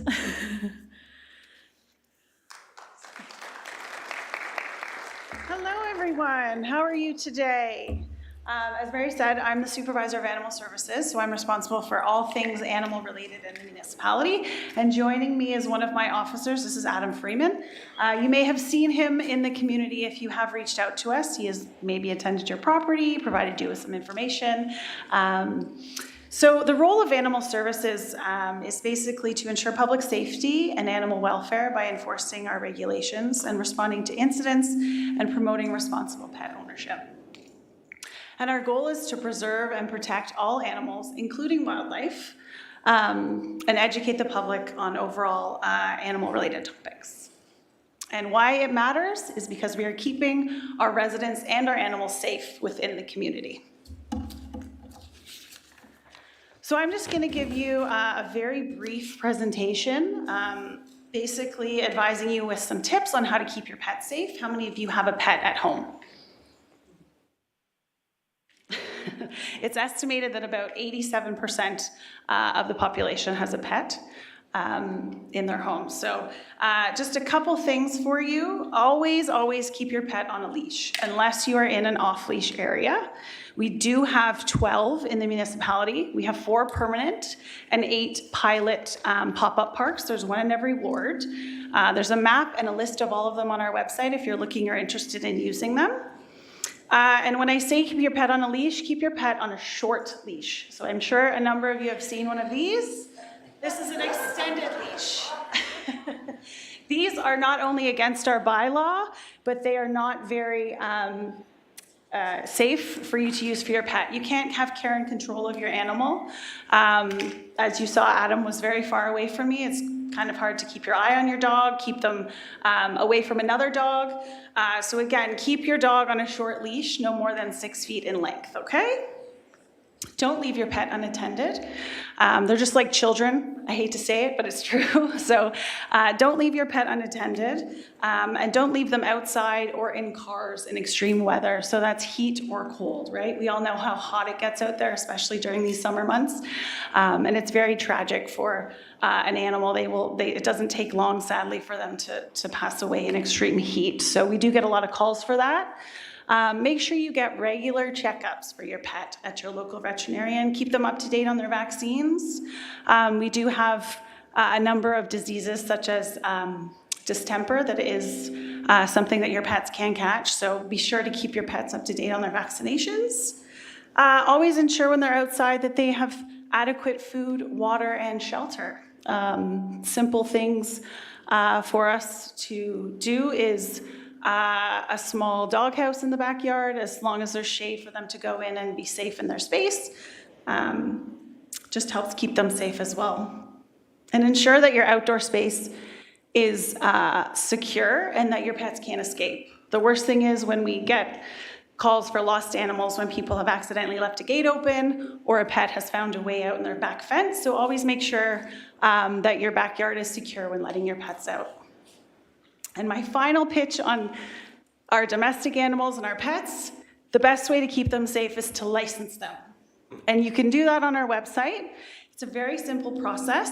Again, it is part of our bylaw, but it's also the quickest and best way for us to reunite you with your pet in the event that they do get lost, okay? I know microchips are a big thing, but unfortunately there are hundreds of different microchips and our scanners sometimes don't work to scan them. So if we have the information already in our system, it's a lot easier for us to get them reunited with you. Okay? And again, you can do that on our website. Pretty simple process, name, address, phone number, dog's age, breed, all that. Next one. And I'm just going to give you a quick overview about how we safely and harmoniously live with our wildlife.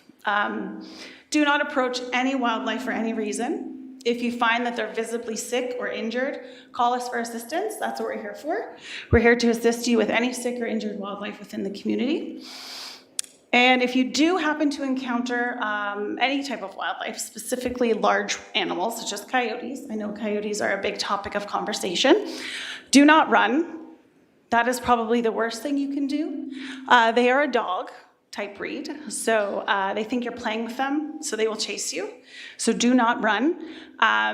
Act large, stomp your feet, make noise. We tell people to snap like a plastic garbage bag or an umbrella, and that will scare them away. Do not feed wildlife.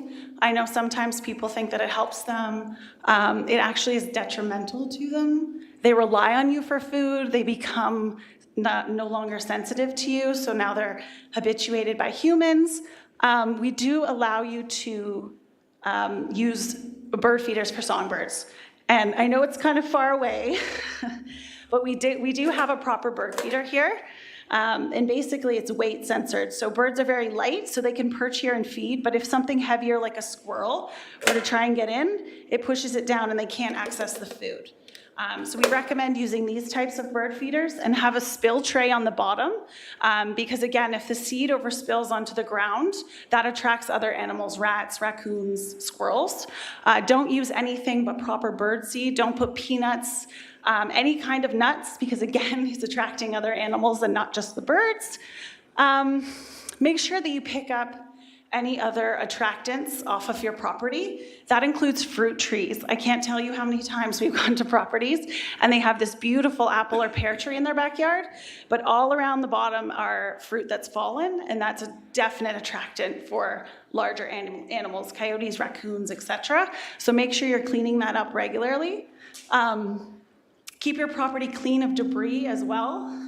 If you leave boxes or larger containers outside, that's a perfect spot for an animal to make a den and stay there. So make your property as uninviting as possible. If you are looking for some assistance with removal of nuisance wildlife, so it's healthy, it's just there and you don't want it there, do not use inhumane traps. Those are glue traps, so where basically it's a sticker of glue, and if the animal comes on it, they get stuck on it and they suffer. Don't use those. Don't use snares or leg traps. Those are again against the bylaw and extremely inhumane.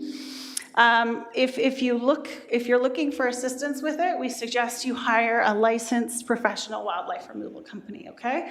And you can Google those online, and they will come and help you with a humane removal of wildlife on your property. Or you can call us. We'll give you some tips on how you can deter the animals from your property. We don't intervene with healthy wildlife, but we can help you, like I said, with some information and education on how to deal with them on your property. Remember that wildlife is 100% more afraid of you than you are of it. I know sometimes it doesn't seem that way, but they definitely are. They will try and avoid you at all costs. They do not want to interact with you whatsoever.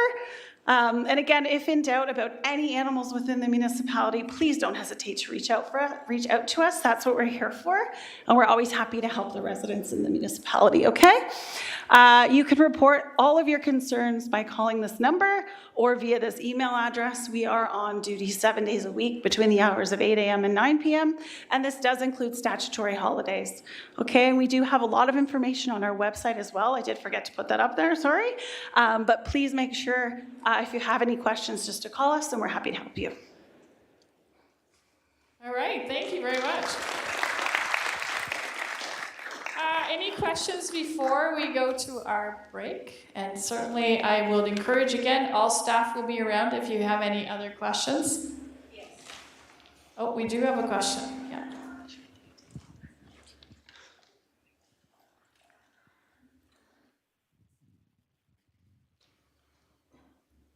So where we live, it's right at the entrance to a park. And people walking their dogs, coming down, always see fit to let the dog off the leash as soon as they're going in, as they get to our house.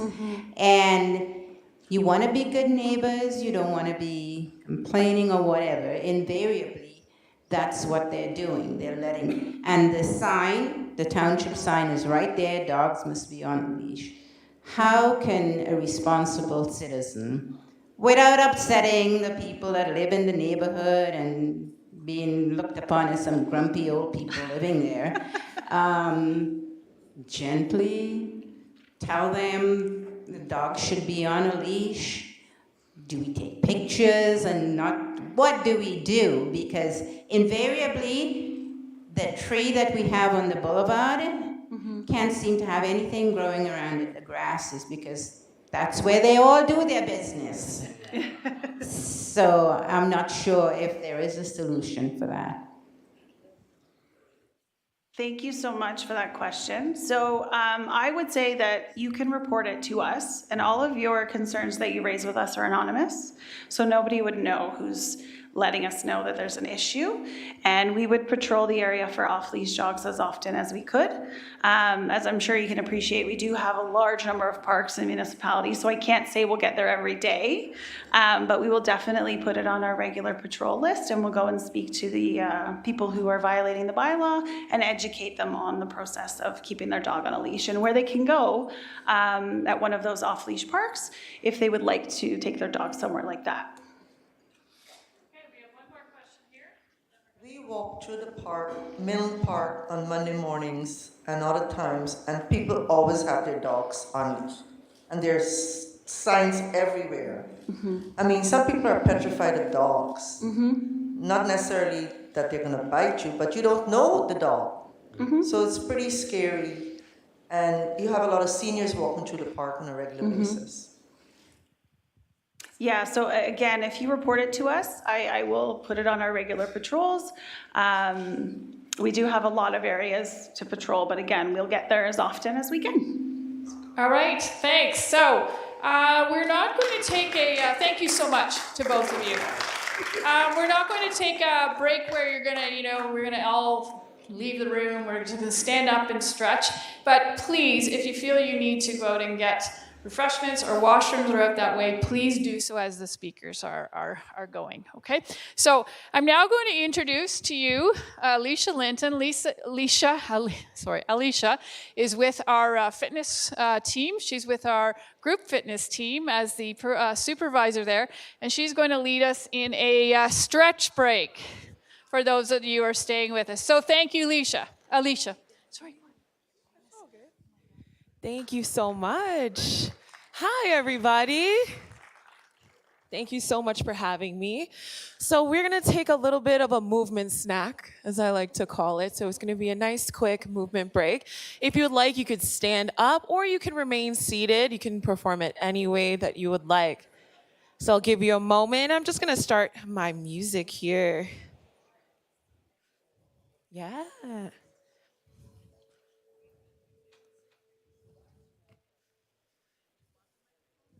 Yeah. All right. So we're going to start by taking a nice big deep breath, whether you're seated or standing. Inhale, reaching all the way up to the top. Exhale, we're just going to push that air all the way down. Beautiful. Inhale, lifting those arms. Exhale and lower. Beautiful. Inhale, lift. Exhale, lower. And one more big inhale, lift. And exhale, lower. Wonderful. We're going to take our arms, both of them reaching out.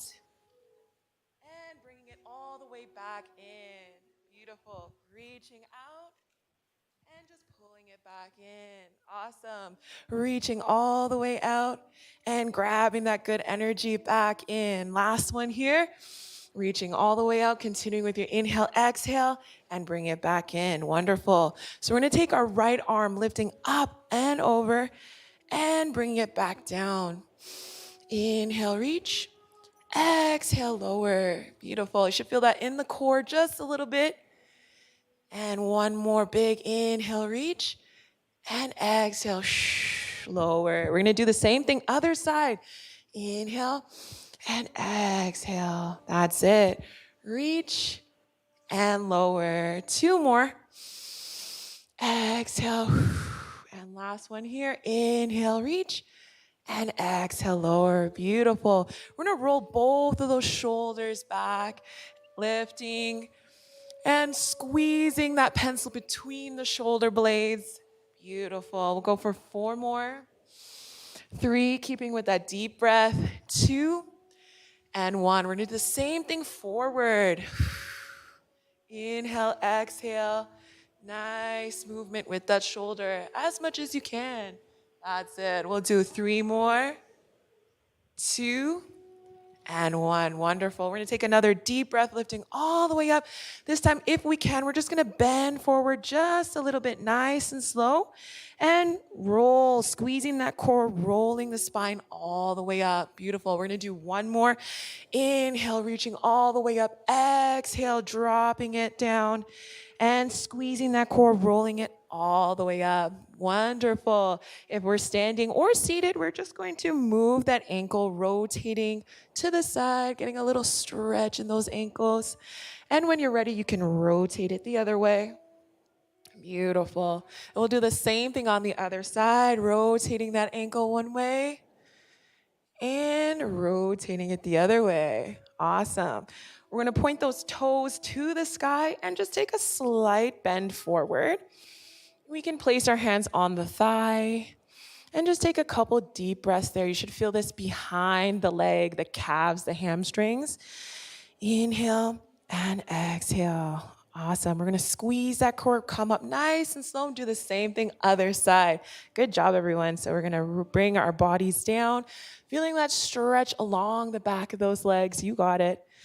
Inhale and exhale. Awesome. And we'll lift it all the way back up. Lovely. So we're going to take 1 more deep inhale all the way up to the sky. Exhale, pushing that energy all the way back down, releasing that stress. We're going to take 1 hand right across that shoulder and we're going to hook it, making sure those ears are away from the shoulders. So if they're up here, we want to bring them down.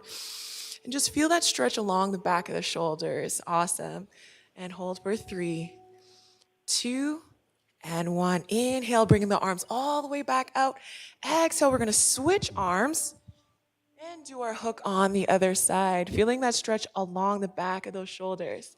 That's it. Hold for 3, 2, and 1. Beautiful. Bring it all the way back down. We're just going to rotate those wrists in a nice circle one way. And we'll rotate those wrists in a circle the other way. That's it. Feels good. 1 more time, opposite direction. Nice. And last one, bringing it back into the center. Beautiful. So we're almost done, friends. That's awesome. We're going to just hit the neck and shoulder. So we're going to bring our arm up and over if we can. And we're just going to pull gently, making sure those ears are nice and relaxed. Inhale and exhale for 3, 2, and 1. We're going to slowly release those hands and bring our heads and neck back to center. Awesome. Do the same thing the other side. Inhale, lifting, bringing it all the way over and gently pulling. Nothing too hard, just really letting your hand and gravity gently pull on your neck.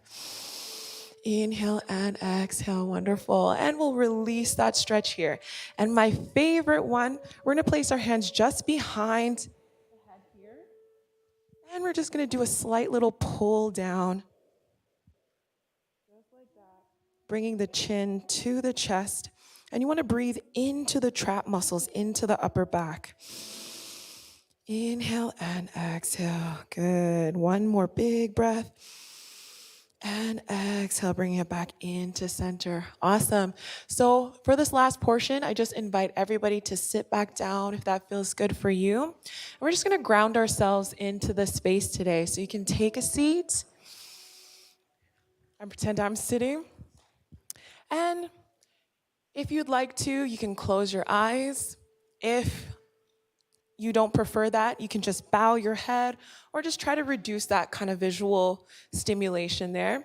We're gonna inhale, we can place our left hand on our heart, the right hand on our tummy, and feel that breath, just connecting with that breath. Inhale and exhale. I'm gonna do 2 more together. And 1 more deep inhale. And exhale. And thank you all so much. It was a pleasure to be here with you today. Thank you, thank you. Alicia, thank you so much. That was, I hope everybody's feeling relaxed, ready for the next part.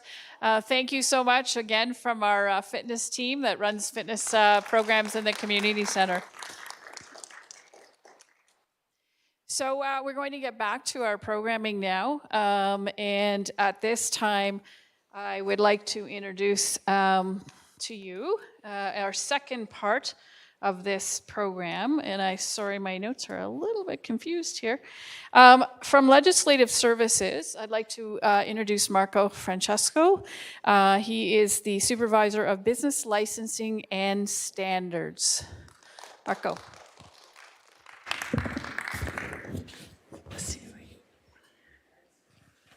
Thank you. It's hard to present after that wonderful relaxation there. Everyone's going to be, I'm like, everyone get up. No. Well, good afternoon, everyone, and welcome. My name is Marco Francisco. I'm the Supervisor of Business Licensing. Today, I'd like to take a few minutes on a very high level and discuss with you what our unit does and for the community, for the public, and for the city of Markham.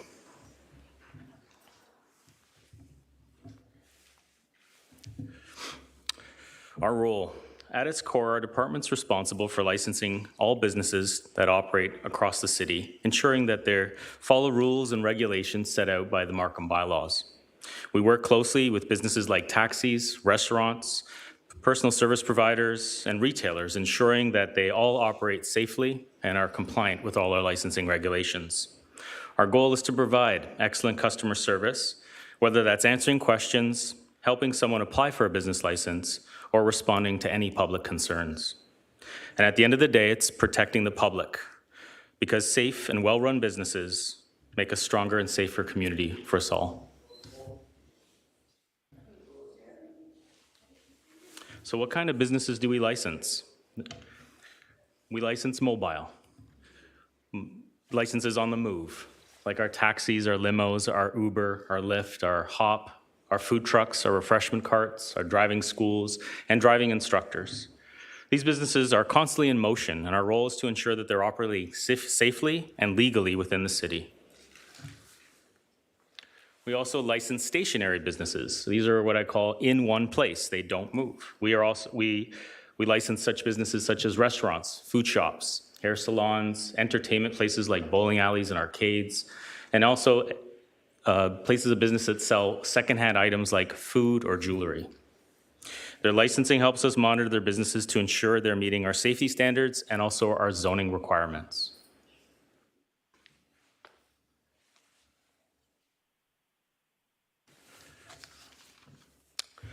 So how do we keep things running smoothly in the city of Markham? Well, we take a proactive approach with these key things. We listen. We listen to the public if they have a concern about a particular business operating in Markham, and our officers investigate.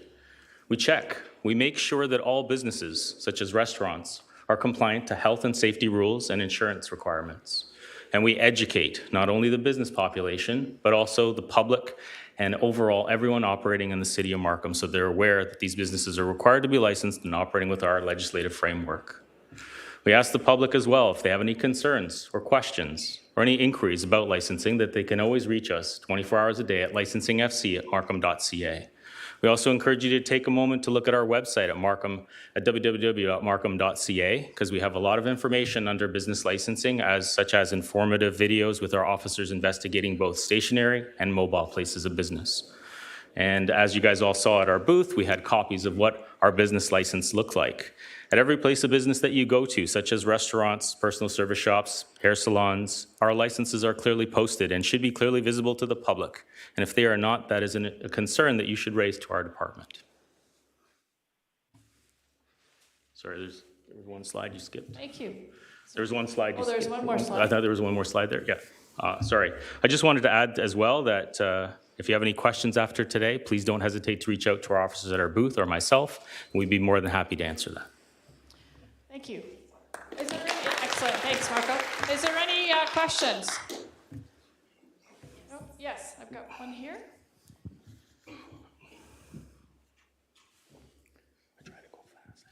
Public health inspections the duty of the region, or is that? That is correct. York Region Health does public health inspections, but we work in tandem inspecting places such as restaurants, convenience stores, and personal service shops with them to ensure not only do they meet their health code regulations, or also their business license. We work in tandem, so if there's a health code violation, they could impact their business license, and if there's a business license situation or violation, could impact their health certification as well. I may have missed it, but do you guys check the private caterers? The private, sorry? Yes, we do. We do license caterers as well. We know that some caterers since the pandemic have do work out of their homes, for example, or they work in subsidized situations where they lease out or rent out a restaurant or a public hall and provide those services, and they are required to be licensed should they operate in Markham. But there are a lot of catering going on from the houses. Yeah, you're right about that, and we do our best to investigate that, as well as to follow up with caterers that are from outside of City Markham providing services in the City of Markham. Thank you. Are there any more questions of Marco? So Marco is around out in his booth, and he's talked about what, he can show you what a license looks like that you can see when you go into a place of business. And certainly, transportation as well is really important. Thank you. It's been a pleasure. Thank you. So, thank you.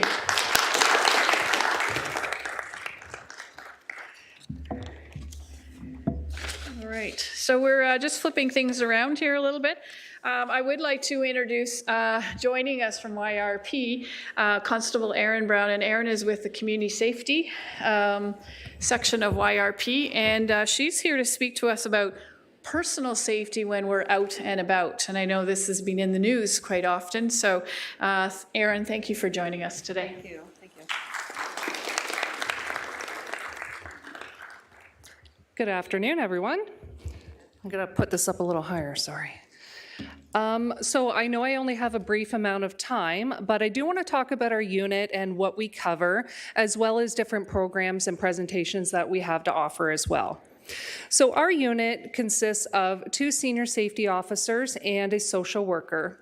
We actually have 4 social workers that are employed by York Regional Police to help in various capacities as our mental health, senior services, children and families, as well as our human trafficking and exploitation units. So a lot of times we'll get phone calls from members of the public that are concerned about someone who might be in a situation of being abused by their family members or friends, or perhaps being neglected, living alone, and maybe not able to support themselves anymore.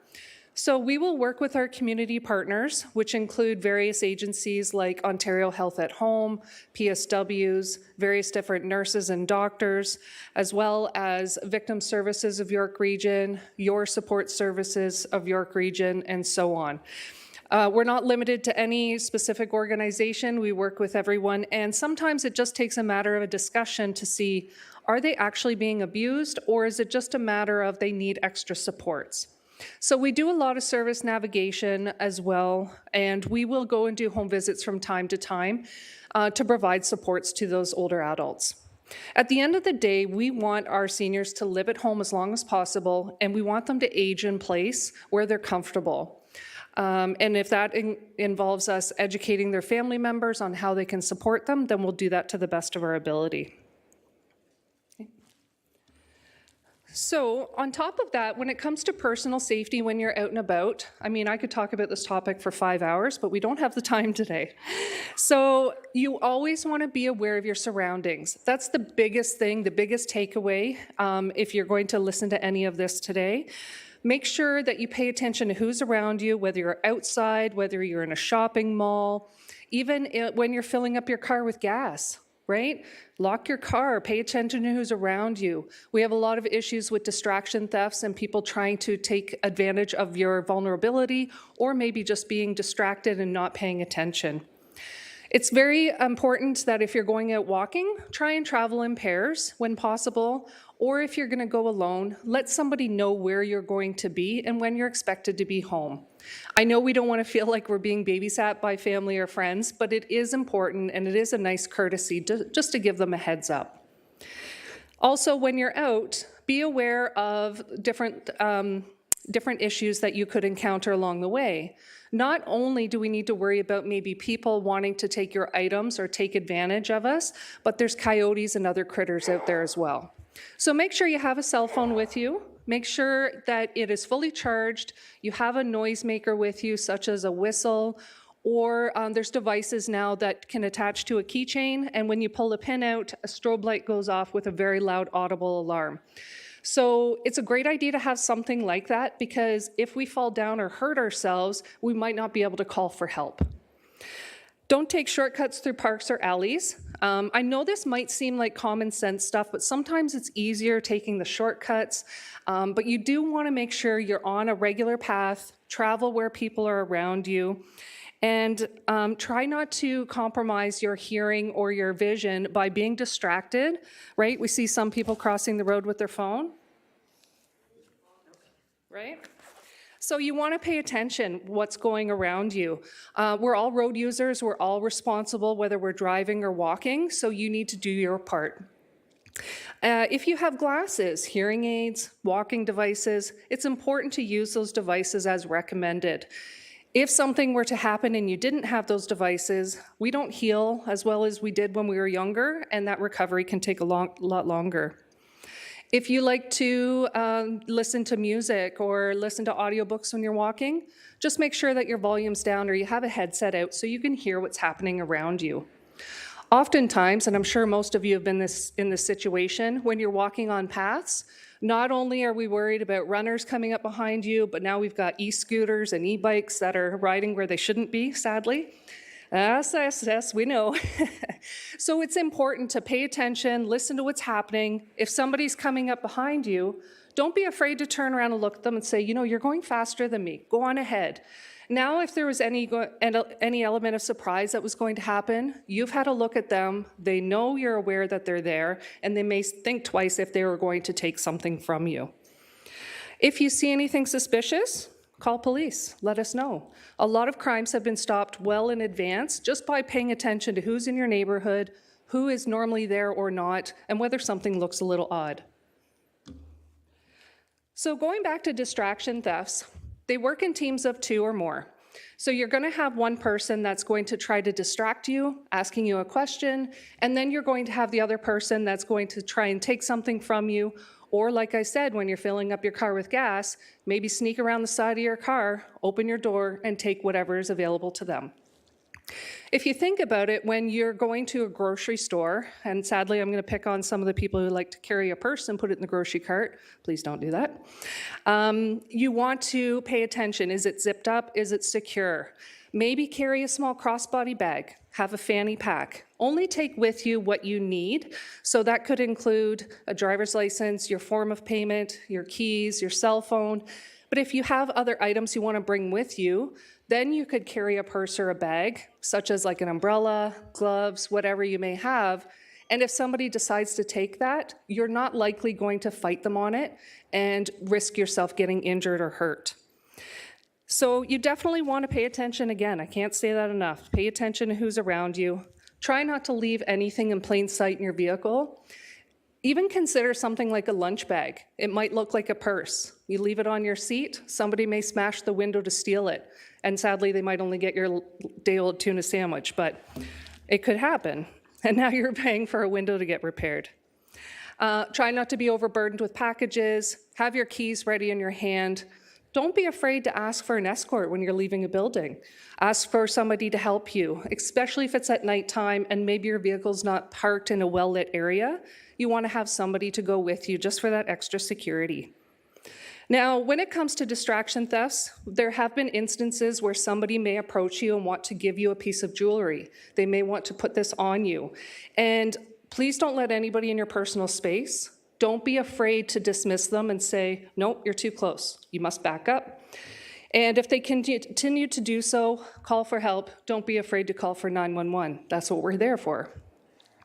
If they get to a point where they do try to put that jewelry on you, what they're trying to do is then remove your real jewelry, and they are so good with that sleight of hand, you won't even know it's happened until it's too late. So again, pay attention to what's happening around you, have a good look, be aware of your surroundings, and walk with confidence. If we're walking tall, somebody's gonna think twice about wanting to take advantage of you versus if you're fumbling with your bags and not paying attention. So just moving on to the last slide here, we do have a lot of presentations that we provide to members in the community. We find we do very well when groups reach out to us because it's great when you already have an established group for us to come out, we have good discussions, and we can talk about how to keep you safe in the neighborhood. So frauds and scams, that's kind of our bread and butter right now, sadly. We have so many of those happening. Crime prevention, we talk about frauds and scams. Again, some of this personal safety when you're out and about. Other events that we see happening lately, like vehicle thefts, carjackings, robberies, and sadly it's a reality. We need to be a little bit more aware of what's happening around us. Elder abuse, which is not always a fun topic to talk about, but we show some videos and talk about what's not right, what do you see in this image, how can we make that situation better? And we also have a couple of personal safety programs like our Vulnerable Person Registry and our Project Lifesaver to help those who are vulnerable in the community and may have wandering or exit-seeking behavior. So you can see my information up there, seniorsafety@yrp.ca is our email to reach anyone on our team, or the phone number up there, that's the toll-free phone number, which you can also use in non-emergencies. All right, we're ready for questions? Thank you so much, Erin. Thank you. And we have a question right here. Now the trick is, do I have the answers? Hi, Erin. I'm just wondering about, you see these groups of, I'll use the word gypsies, coming into shopping plazas, and they all arrive in these high-end vehicles parked a distance away and then go to the front of Walmart or wherever and beg. Do the police do anything about these because they're fraud artists? Absolutely, and I mean, we don't want to stereotype by a way a person dresses or appears, but if they are behaving in a manner that it's questionable what they're doing, why are they there, are they actually shopping or just walking around? Again, that would be a time where if someone's suspicious, you can call us, we can come and have a chat with them, see what they're up to. You may even want to alert the store manager in case there's any kind of concerns or previous activity. Do I have any other questions? I thought I saw another hand up. Oh, one more? Okay, I'll give it back. I have a big concern with cyclists that don't obey traffic signs, especially along Carlton. You see these cyclists just whizzing through the stop signs. As far as I recall, a bike is a vehicle under the Highway Traffic Act, so they're required to stop and obey all signs. Are cyclists ever ticketed? Because I'm fearing the day when some car hits them because they've blown a stop sign. Absolutely. We all have concerns about everybody that uses the road. Cyclists, they're not immune to that. They do have to obey the rules of the road. They have to pay attention to traffic lights. And let's say if they were involved in a collision and they disobeyed a traffic light, they're liable to be charged and responsible for that. I actually spent some time in our major collisions unit, and sadly we did see some incidents where this was the case. So even if you're a cyclist or a pedestrian, it doesn't mean you have the right of way. You have to follow the rules.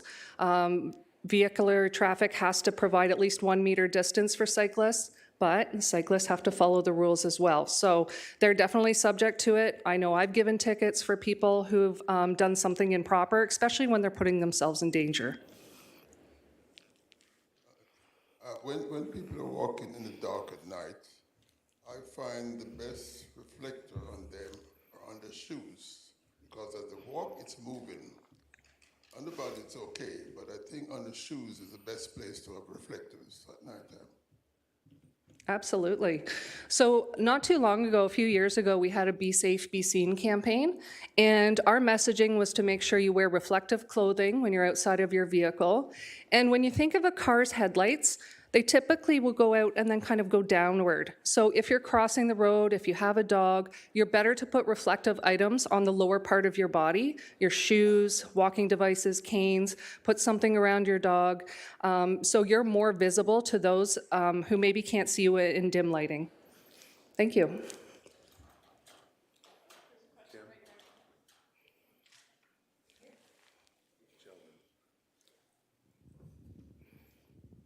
I have a related questions to the cyclists. As a senior, usually after dinner, we used to walk outside the sidewalk, and very often we encounter some aggressive cyclists. They just behind you or opposite you, and they're yelling at you, ask you to give way, because they think they are the king of the road. Now, I think the issue is even getting worse because of the e-bike and the e-scooter. And recently, in the last few months, I observed the kids' bike, which is low, but they run on gas. And they're really running very fast. Is there any regulation that the city can look into it? The right of way, explaining the pedestrians, because some of the pedestrians have the regulators say only for, the cyclists have to give way or they're not allowed, but some of them have no sign. Even for those which are signed, it depends on the individual cyclist whether they respect that's a regulation or not. But it does pose hazards to the senior who walk around. Absolutely. So these devices are not roadworthy. They're not regulated. You don't have to have them licensed. Although if you were to use them, they're supposed to be under 49 cc's, because if they're more than that, then it's considered almost a motor vehicle. Now, I apologize, I'm not exactly familiar with Markham's bylaws, but that's where my friend is going to come in a moment. But I know, like in the city of Vaughan, it's actually against the bylaw to operate any kind of device like that. Now, having said that, they definitely should not be on the sidewalks. Sidewalks are for pedestrians. Obviously, we have concerns with small children on bicycles. It's probably safer for them to be on the sidewalk, but adults and other people using those type of devices are supposed to be on the roadway. They're supposed to be wearing a helmet, and most times they're probably not even allowed to be in that municipality. So I totally understand. I've heard so many complaints about it. It's a bit of a concern, and I know that they're working very hard to come up with a plan on how they can combat that and make it safe for everybody using the roadways. We also have a lot of seniors who doesn't hear very well. So even if they ring the bells, sometimes they're not aware of it. So it is a concern. And there was also like a smart car on the sidewalk the other day in Markham. A smart car? Yes. Oh my. Yeah, I don't know what to say about the smart car. That's definitely not okay. Now, was it a full smart car, or was it one of those smaller electric type vehicles, like a two-person? Which it's not okay either, but I'm just getting context. Okay, so that might be an electric vehicle versus an actual motorized smart car. However, I'm not saying it's okay. They're not allowed to be on there, no. Again, there's so many devices out there and different electronics that are coming out faster than regulations can. So it will be something that's going to have to be discussed and figured out. Do they create different lanes, different sidewalks for those users, or how do we have a shared area to do that? We've got one more question over here. I have a concern in Markham. You know, we have put some new signs, no right turn at certain times.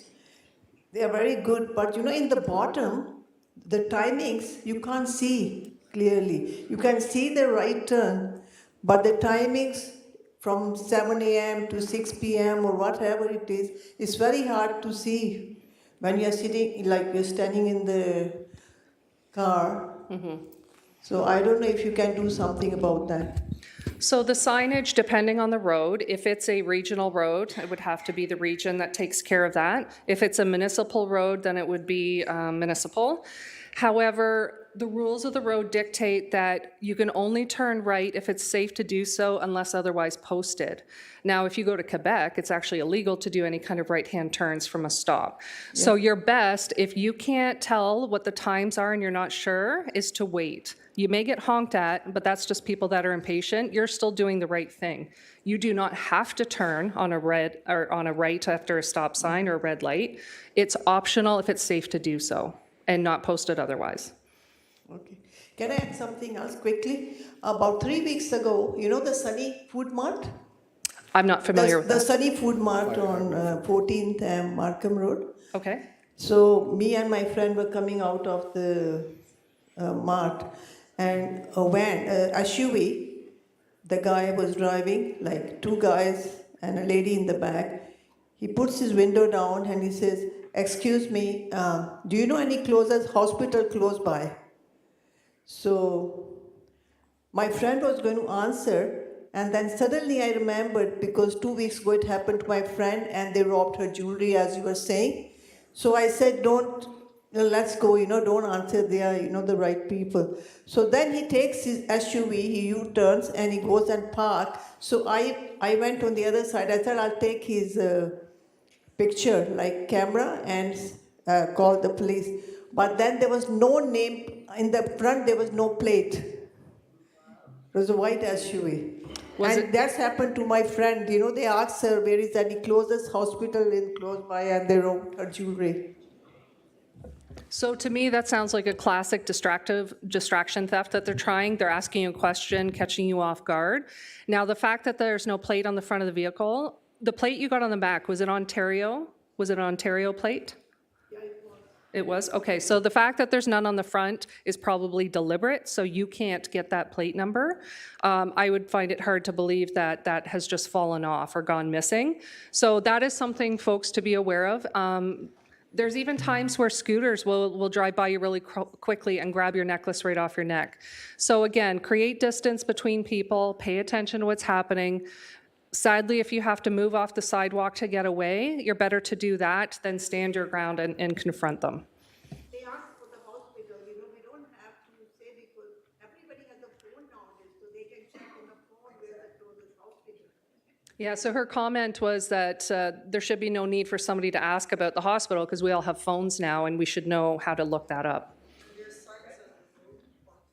And there are signs on the road. So yeah, use your gut feeling. That didn't feel right. You did the right thing by not letting them in your space. Any other questions? Okay. Just on that, sorry, I'm just going to say I am going to ask the region to review those signs again. When they were first installed, we got a lot of complaints. Region went back. But quite honestly, I've seen now another sign where it's got almost a separator along the bottom where it's white lettering on black background, and that does look, it's a little easier to read than what's there. So I agree with you. They are tough to read, and you kind of almost have to be stopped there for a while before you can figure out what exactly it says. So I'm going to ask the region to review that again. Yes, thank you. My name is Peter Misek. I'm the chair of the city's Cycling and Pedestrian Advisory Committee, so I just want to pick up on a couple of the comments that have been made, which of course we hear a lot. And it's a really tough situation. I'm a cyclist. I would not personally feel safe in not using the sidewalk, say on an arterial road like Kennedy or 16th or whatever.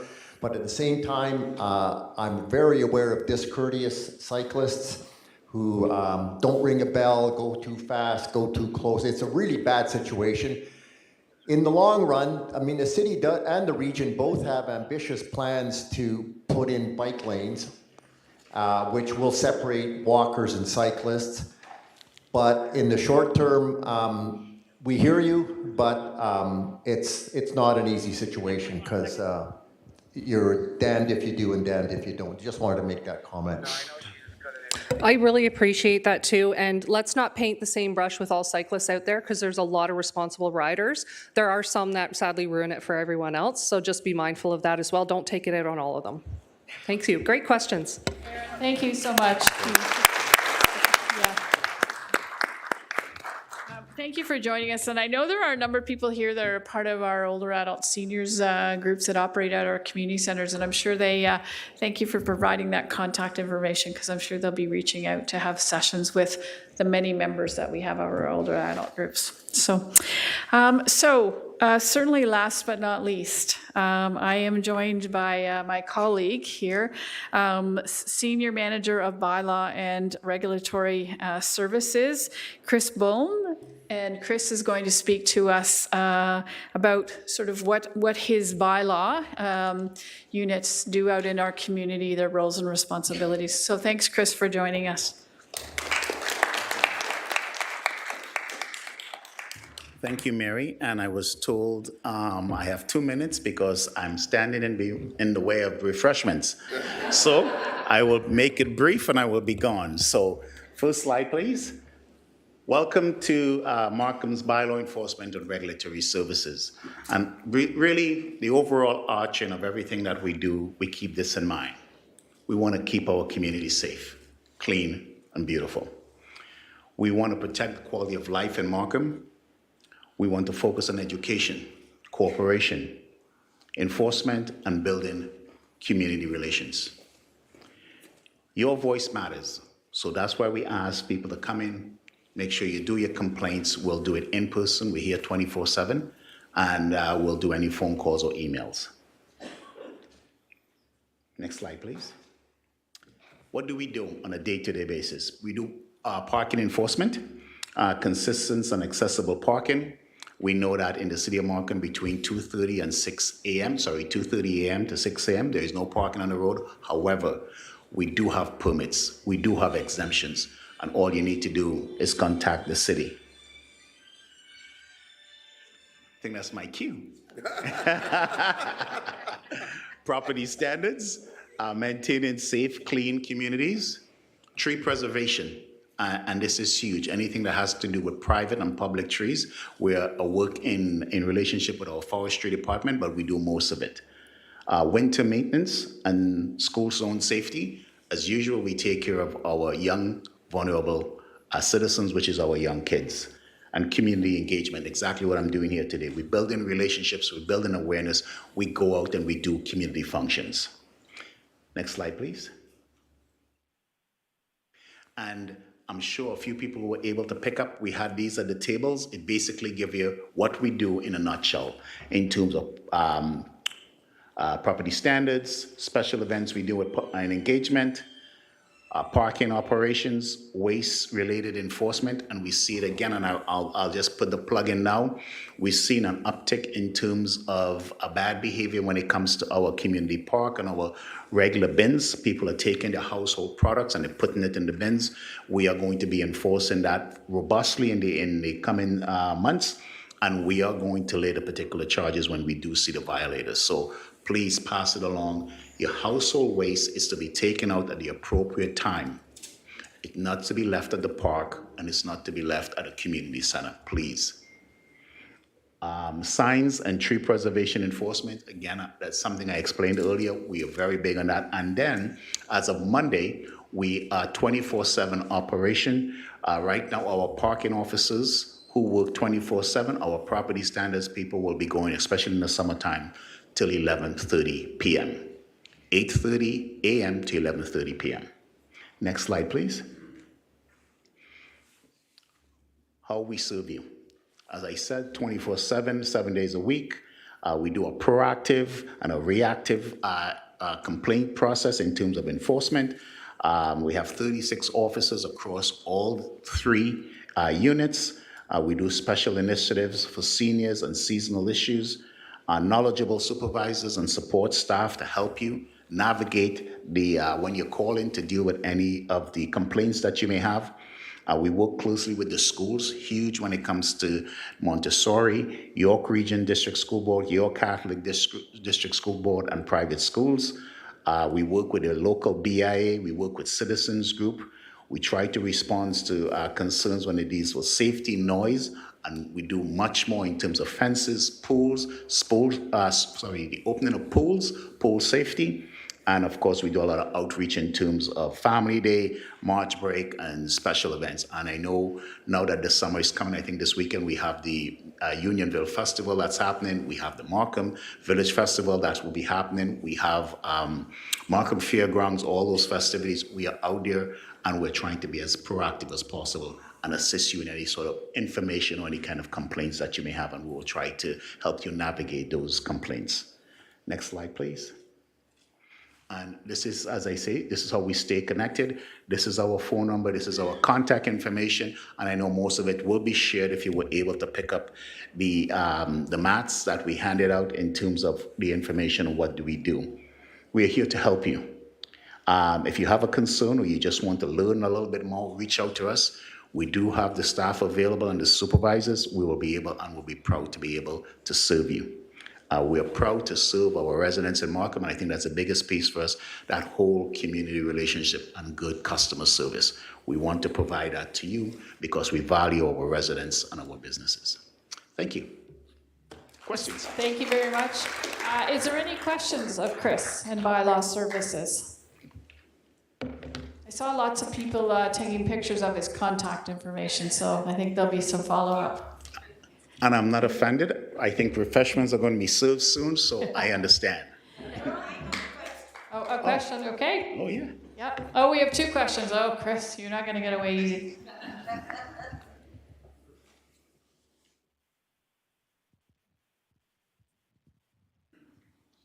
And I'm not sure if this is exactly who to ask the question to, but a member of our group had asked us, she couldn't be here today, and I'm not sure what this relates to, but apparently she uses the mobility service. And so if anybody can answer that question and we can take it back to her. I'm not a user of it, but apparently there is a 5-kilometer restriction of using it, and she wanted us to ask if it could be increased to 10 kilometer because some people are out of that range or need more. I'm not exactly sure, but I thought I would ask that question on her behalf. For that, I think to Marco. Okay. Try to be brief. It depends on what service she's utilizing. If she's utilizing the region, York Region's accessibility service, that restriction's with them. You'd need to advise them and consult them to see if they can make amendments to that. If it's a private accessibility service on contract, that's something that you can bring to our attention, and we will review their contract as we are licensing accessible vehicles that operate privately and offer those services in the city of Markham. Excellent question, by the way. I don't know if I'm asking the right question to the right people, but I have a tree in front of my house. Like, it is so sick. And I did complain about 5 years ago, 5.5 years ago, right? I took the pictures and I brought here in the Civic Center, and I told them, and nobody sent me anything regarding what they're going to do. And every time when I look at it, the trunk of the stem of the tree is so sick, like it makes me feel bad for the plant, right, for the tree. Well, and nobody has come. Well, today's your lucky day. I'll get your information and we'll action it right away. No, honestly, yeah. So I really need something to be done. It'll be really I'm living here for the last 40 years. I will get I'm paying all the taxes, right? I will get your information. Some help. First of all, I thank you for your taxes, and I will get your information and we'll action it. Question, okay. What if you're living on a street and some of the neighbors on the street let it be so run down? The front of the houses are full of garbage. And I mean, things that should be thrown away in the trash, old furniture and things like that. Who do you call? I was going to say Ghostbuster, but you can call me. So again, today's your lucky day. I'll get your information and we'll deal with it.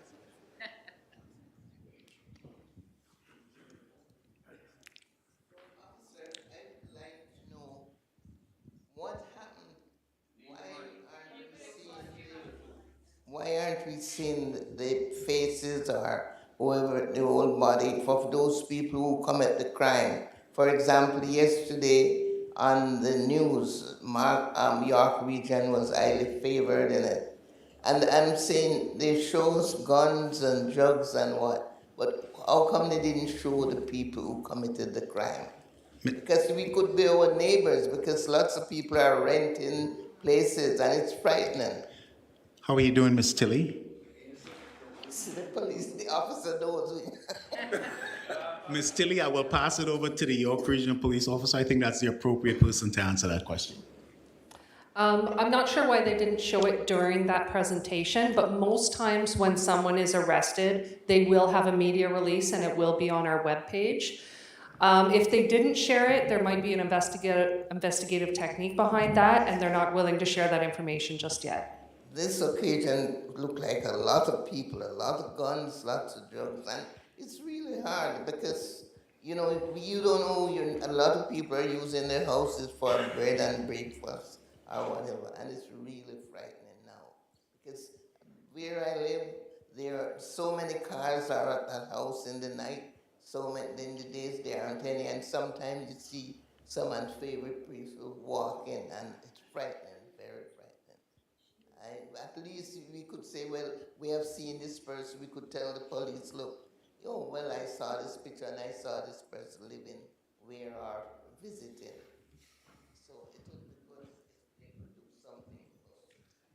Short of that information of those images not being released, there will be information about the unit that's responsible for that, and I would reach out to them directly to see if they could provide more information for you. Thank you. For the mobility service, it shows that the 5K, these has five location in York Region, 5 kilometers. Is that 5 kilometers one way or is it a return? I think was Marco here? Okay. Yeah. So if you're 5.5 kilometers, they won't let you away from mobile service if you want to go to an area which is just slightly out of 5K. Marco's I going to think come and see you right now. Marco is going to come over to see you. There you go. He's asking about the kilometers. Yeah. Yeah.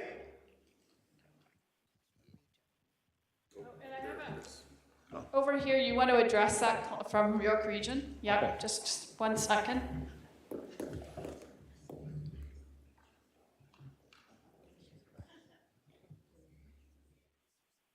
Hello, my name is Frances Martin Chang, and I work at York Region.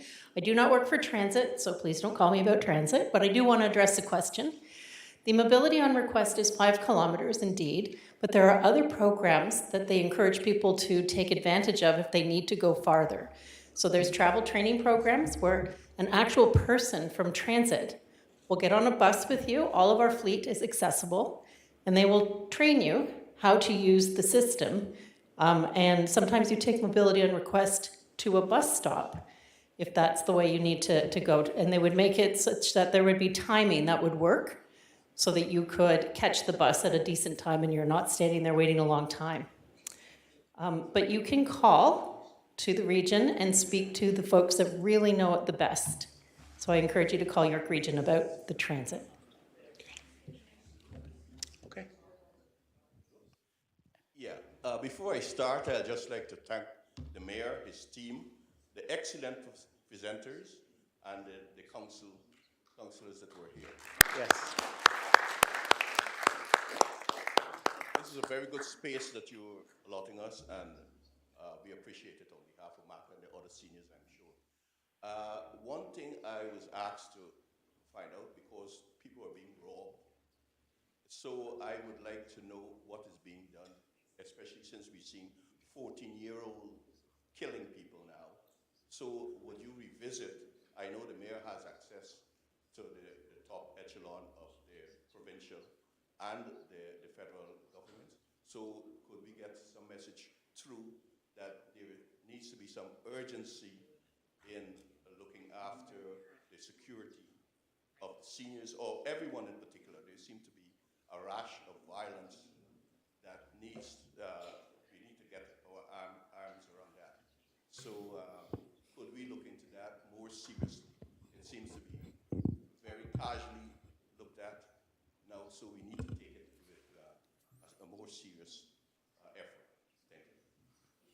So I don't know if Aaron wanted to add anything. I'll just let you know that we have a big city mayors group nationally, and there's also a big city mayors group provincially. And I can assure you the issue of public safety is brought up quite a bit these days.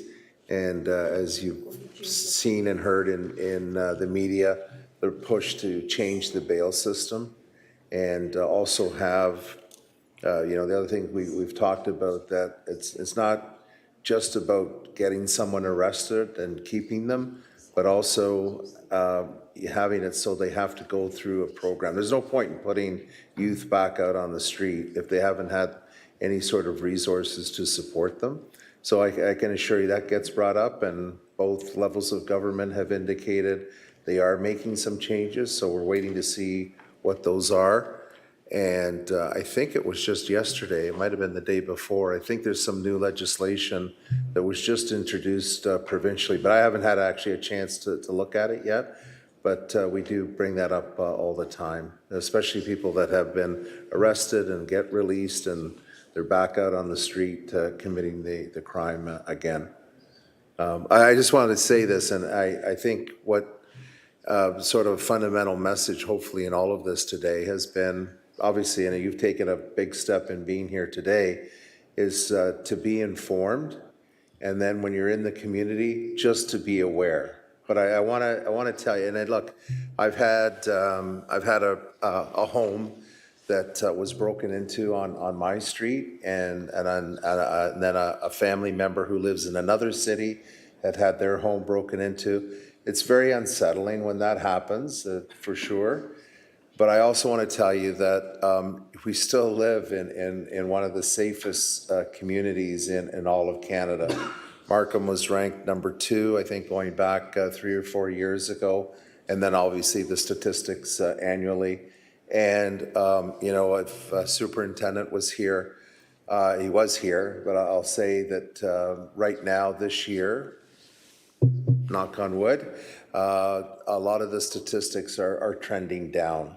So we've seen that already, and that is a positive thing. But I'll also say York Regional Police in the last, they've always been doing good work, but I would just say in the last couple of years, we've seen arrests with crimes that have happened. And so they're doing great investigative work. They're using the tools. The taxpayers have paid for those tools, and they're using them. And they've had very good success with some of the incidents that have happened here in Markham in particular, with arrests being made and people being charged. And so they're an effective group, I'll say that much. And Aaron, I don't know if you have anything else to add on any of the commentary related to some of the laws that need to be changed, but. I agree with everything you're saying, Mr. Scarpetti, Mary Scarpetti.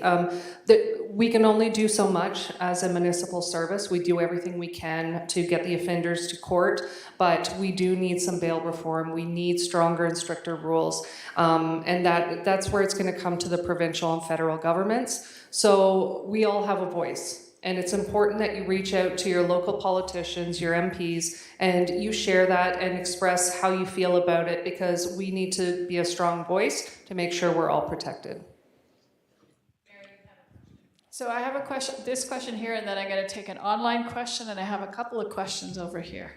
I'm going to be addressing York Region Transit. However, before that, Mr. Mayor, I would just like to thank you, Mr. VP, but I'd just like you to see the support of Markham.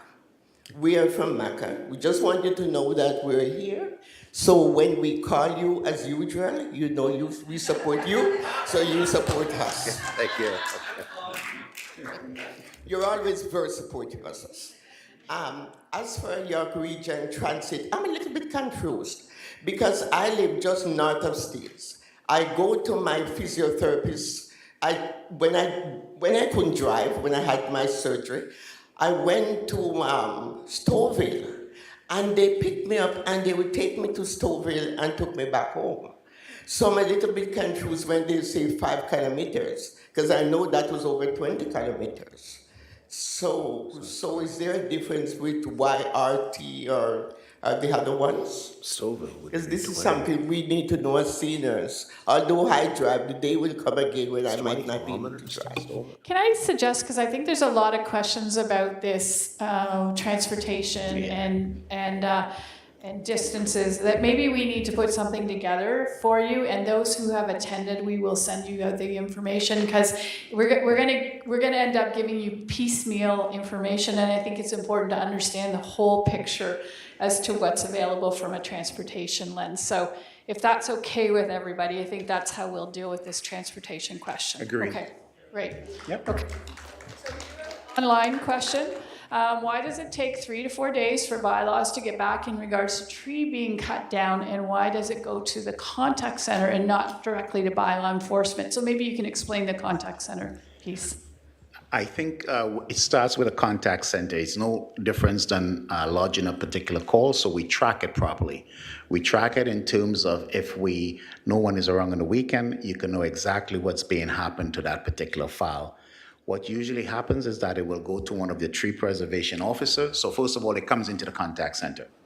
The contact center assign a case file to it. Then it goes to an officer, and the officer will action it. Yes, it will take about 2 to 3 days, but we will action it again as quickly as we can.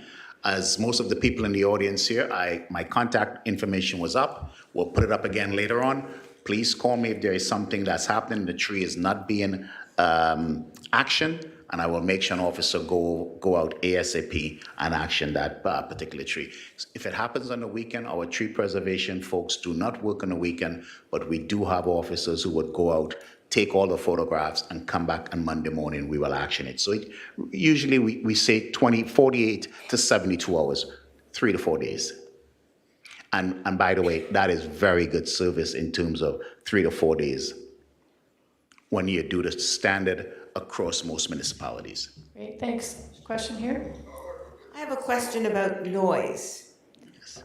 We have had circumstances near my home where companies like Enbridge are doing construction close to homes, and they're allowed to go all night, banging, making huge noises, and keeping us awake.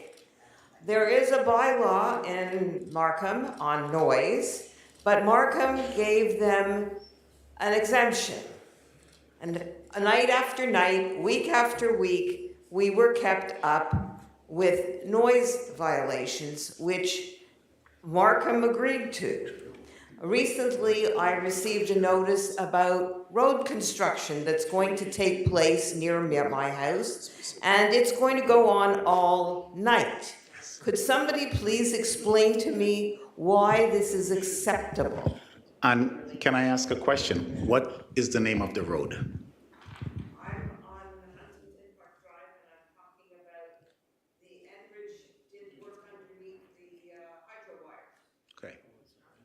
And the road that's being worked on is Leslie Street. Leslie Street, and that's a regional road. So is that something, again, we may have to follow up with the region as to, one, why they've given permission for 24 hours? Markham gave approval. It went to Markham, and Markham did not stand up for the homeowner. Usually on the regional road, we're compelled to support them in their actions because and it comes to me. So the buck stops here. So I'm not going to say it's another department. It comes to me, and one of the things that I look at is how long this is going to take to be completed. And if Enbridge says we need to service the residents in that area and elsewhere, far be it from me to tell them it's going to take 3 to 4 years to complete it piecemeal. I usually tell them, go in as quickly as you can and get it done. The most important piece is look after the entire residence or the neighborhood. God forbid, if something happens and some sort of Enbridge electricity or something, it comes back to myself or it comes back to the city. So usually I try to balance it. Either we do it now before school starts back in September, or we can do it in the wintertime, and everybody knows when it comes to March to October, that is construction season. We have set it. We have at least 4 seasons in Canada and 1 be in construction. So we try to get in as quickly and do it as quickly as possible. I'm sorry, but I'm trying to balance what is best for the entire city. Okay, one last one. We gotta land here, okay? I'm gonna give you the last word. I've said it before, but really our staff are wonderful here. Don't you think the presentation, Mr. Mayor and Council and our senior staff, the presentation's been wonderful and so interesting. Yes, you should have. I just wanted to add one slight bit of advice from a senior. At a certain point in time, and most of our staff are not seniors that I know of, 14 font becomes 11, 11 becomes 8, and 20 becomes 14. Half of the presentations I couldn't read, mainly because my eyesight it needs an understanding next year when we do this, because who's doing the typing? Who's putting the questions on the board? Kimberly. She's typing in the kind of font I'd like to see. Okay, thank you. Thank you. A good way to end it off. A note to staff. So thank you for that information. And I do want to thank my colleagues who've been here from many different departments. Thank you for all your presentations. Most importantly, I want to thank the audience who've had some great questions. And thank you for your participation. At this time, I'd like to turn it over to Mayor Scarpitti for some final words. Thank you. Well, thank you very much. And once again, we've proven that Chris Bullen is more popular than I am in the city of Markham with all of the issues that he has to contend with. And I just want to say thanks to Chris and his team, because they do deal with difficult situations, and very proud of the level of service that we provide. And I do agree, the last comment that was made, let's give a round of applause to all of our presenters. They did a great job. Thank you. And again, that's always an issue that I raise as well. It's got nothing to do about being a senior. It's just you want to see information so that it is easy to comprehend when it is up on a slide. But I can just tell you, and I think you can appreciate, as much as everyone here does what they do every day, getting ready for a day like today takes effort to do it. And I just want to say thank you to all of you, because I know how busy you are in everything that you do every day. And I will just say, I hope if there's anyone in the room here today, I know the question was asked, who's going to check your smoke alarm? If there's anyone here in the room today that does not have a smoke alarm, please come up and speak to us, because there are programs we can get you a smoke alarm. I just want to make sure that you are safe in your own home, and that you've got enough of them in the proper places that they need to be. Again, many years ago, on a street that I lived on, there was a house fire. Thankfully, it was put out very quickly, but very, very anxious moments as the family was trying to get out of their house. So smoke alarms, and certainly the carbon monoxide alarms as well, can save a life, and it's just a matter of minutes. And when you have them, they get you out in time. So with that, I too want to say thank you very much for coming out on a Friday afternoon. And certainly with the weather that we've been having out there, it is a beautiful day. I think most of you know, but for those of you that don't, Markham is an age-friendly community, and we have adopted specific policies related to future development, the designs of homes, certainly some of our parks in the future, really making sure that we incorporate these design elements in the things that we're going to build, but also the structures that others are going to build. And we do take pride in the programs that we provide, but we also know that there's always, as there are more seniors in our community, more demand for those programs, and issues emerge. I mean, 30 years ago, maybe even 15 years ago, you wouldn't have had to really worry about seniors being taken advantage of. Now, whether it's in person or online, it's very easy to do that. And so all of our programs and policies that we have continue to evolve. So thank you very much for coming out. Someone mentioned that this weekend is Unionville Festival. In a couple of weekends, we have the Markham Music Festival that Jack Heath is chair of. We also have the Taste of Asia that will be happening later this month. We also have the amazing Canada Day celebrations on July 1st, which will be down in Markham Centre. And of course, throughout the summer, various activities, particularly the Jazz Festival, which is always a great treat for those of you that take that in. So with that, I want to say thank you very much. I think, Kimberly, you wanted to let us know about where to get some more information. And then I hope that you'll take a few more minutes outside. We have some refreshments, and I know I'm going to go out there because it's Friday afternoon, and I will grab a refreshment as well. But I just want a chance to say hello, and again, thank you for bringing all of your questions and issues to the forefront here, because it's important for us to get that feedback. Have a wonderful weekend, and just a closing note from Kimberly on where to get some more information. So just a reminder that we have refreshments out in the Great Hall, as the mayor said. We also have a photo booth, so if you want to get your photo on, please, there's lots of opportunities to get pictures with the mayor and your friends, so please do that. And we actually do post those on our Flickr site, which, is there a slide showing where we can get that? So it's up on the screen there, and so by June 13th, you'll have lots of access to some great photos. The other thing, we want to hear from you. How did you like this session? What could we have done to make it better for you? And what kind of topics would you like us to discuss in the next roundtable? So there are paper surveys. If you would prefer to do a paper survey, there's surveys on the tables in the Great Hall. Or there is a QR code. If people like QR codes, you can use that to access an online survey. Or we're going to be sending out a survey by email to all of the attendees today, and we'll also send you the information on the transit. We know that you wanted some additional information about that. So thank you again. And I just, thank you, Kimberly. Just wanted to mention, I know members of council were here and some of them had to come and go. We also had Councillor Karen Ray pop by as well.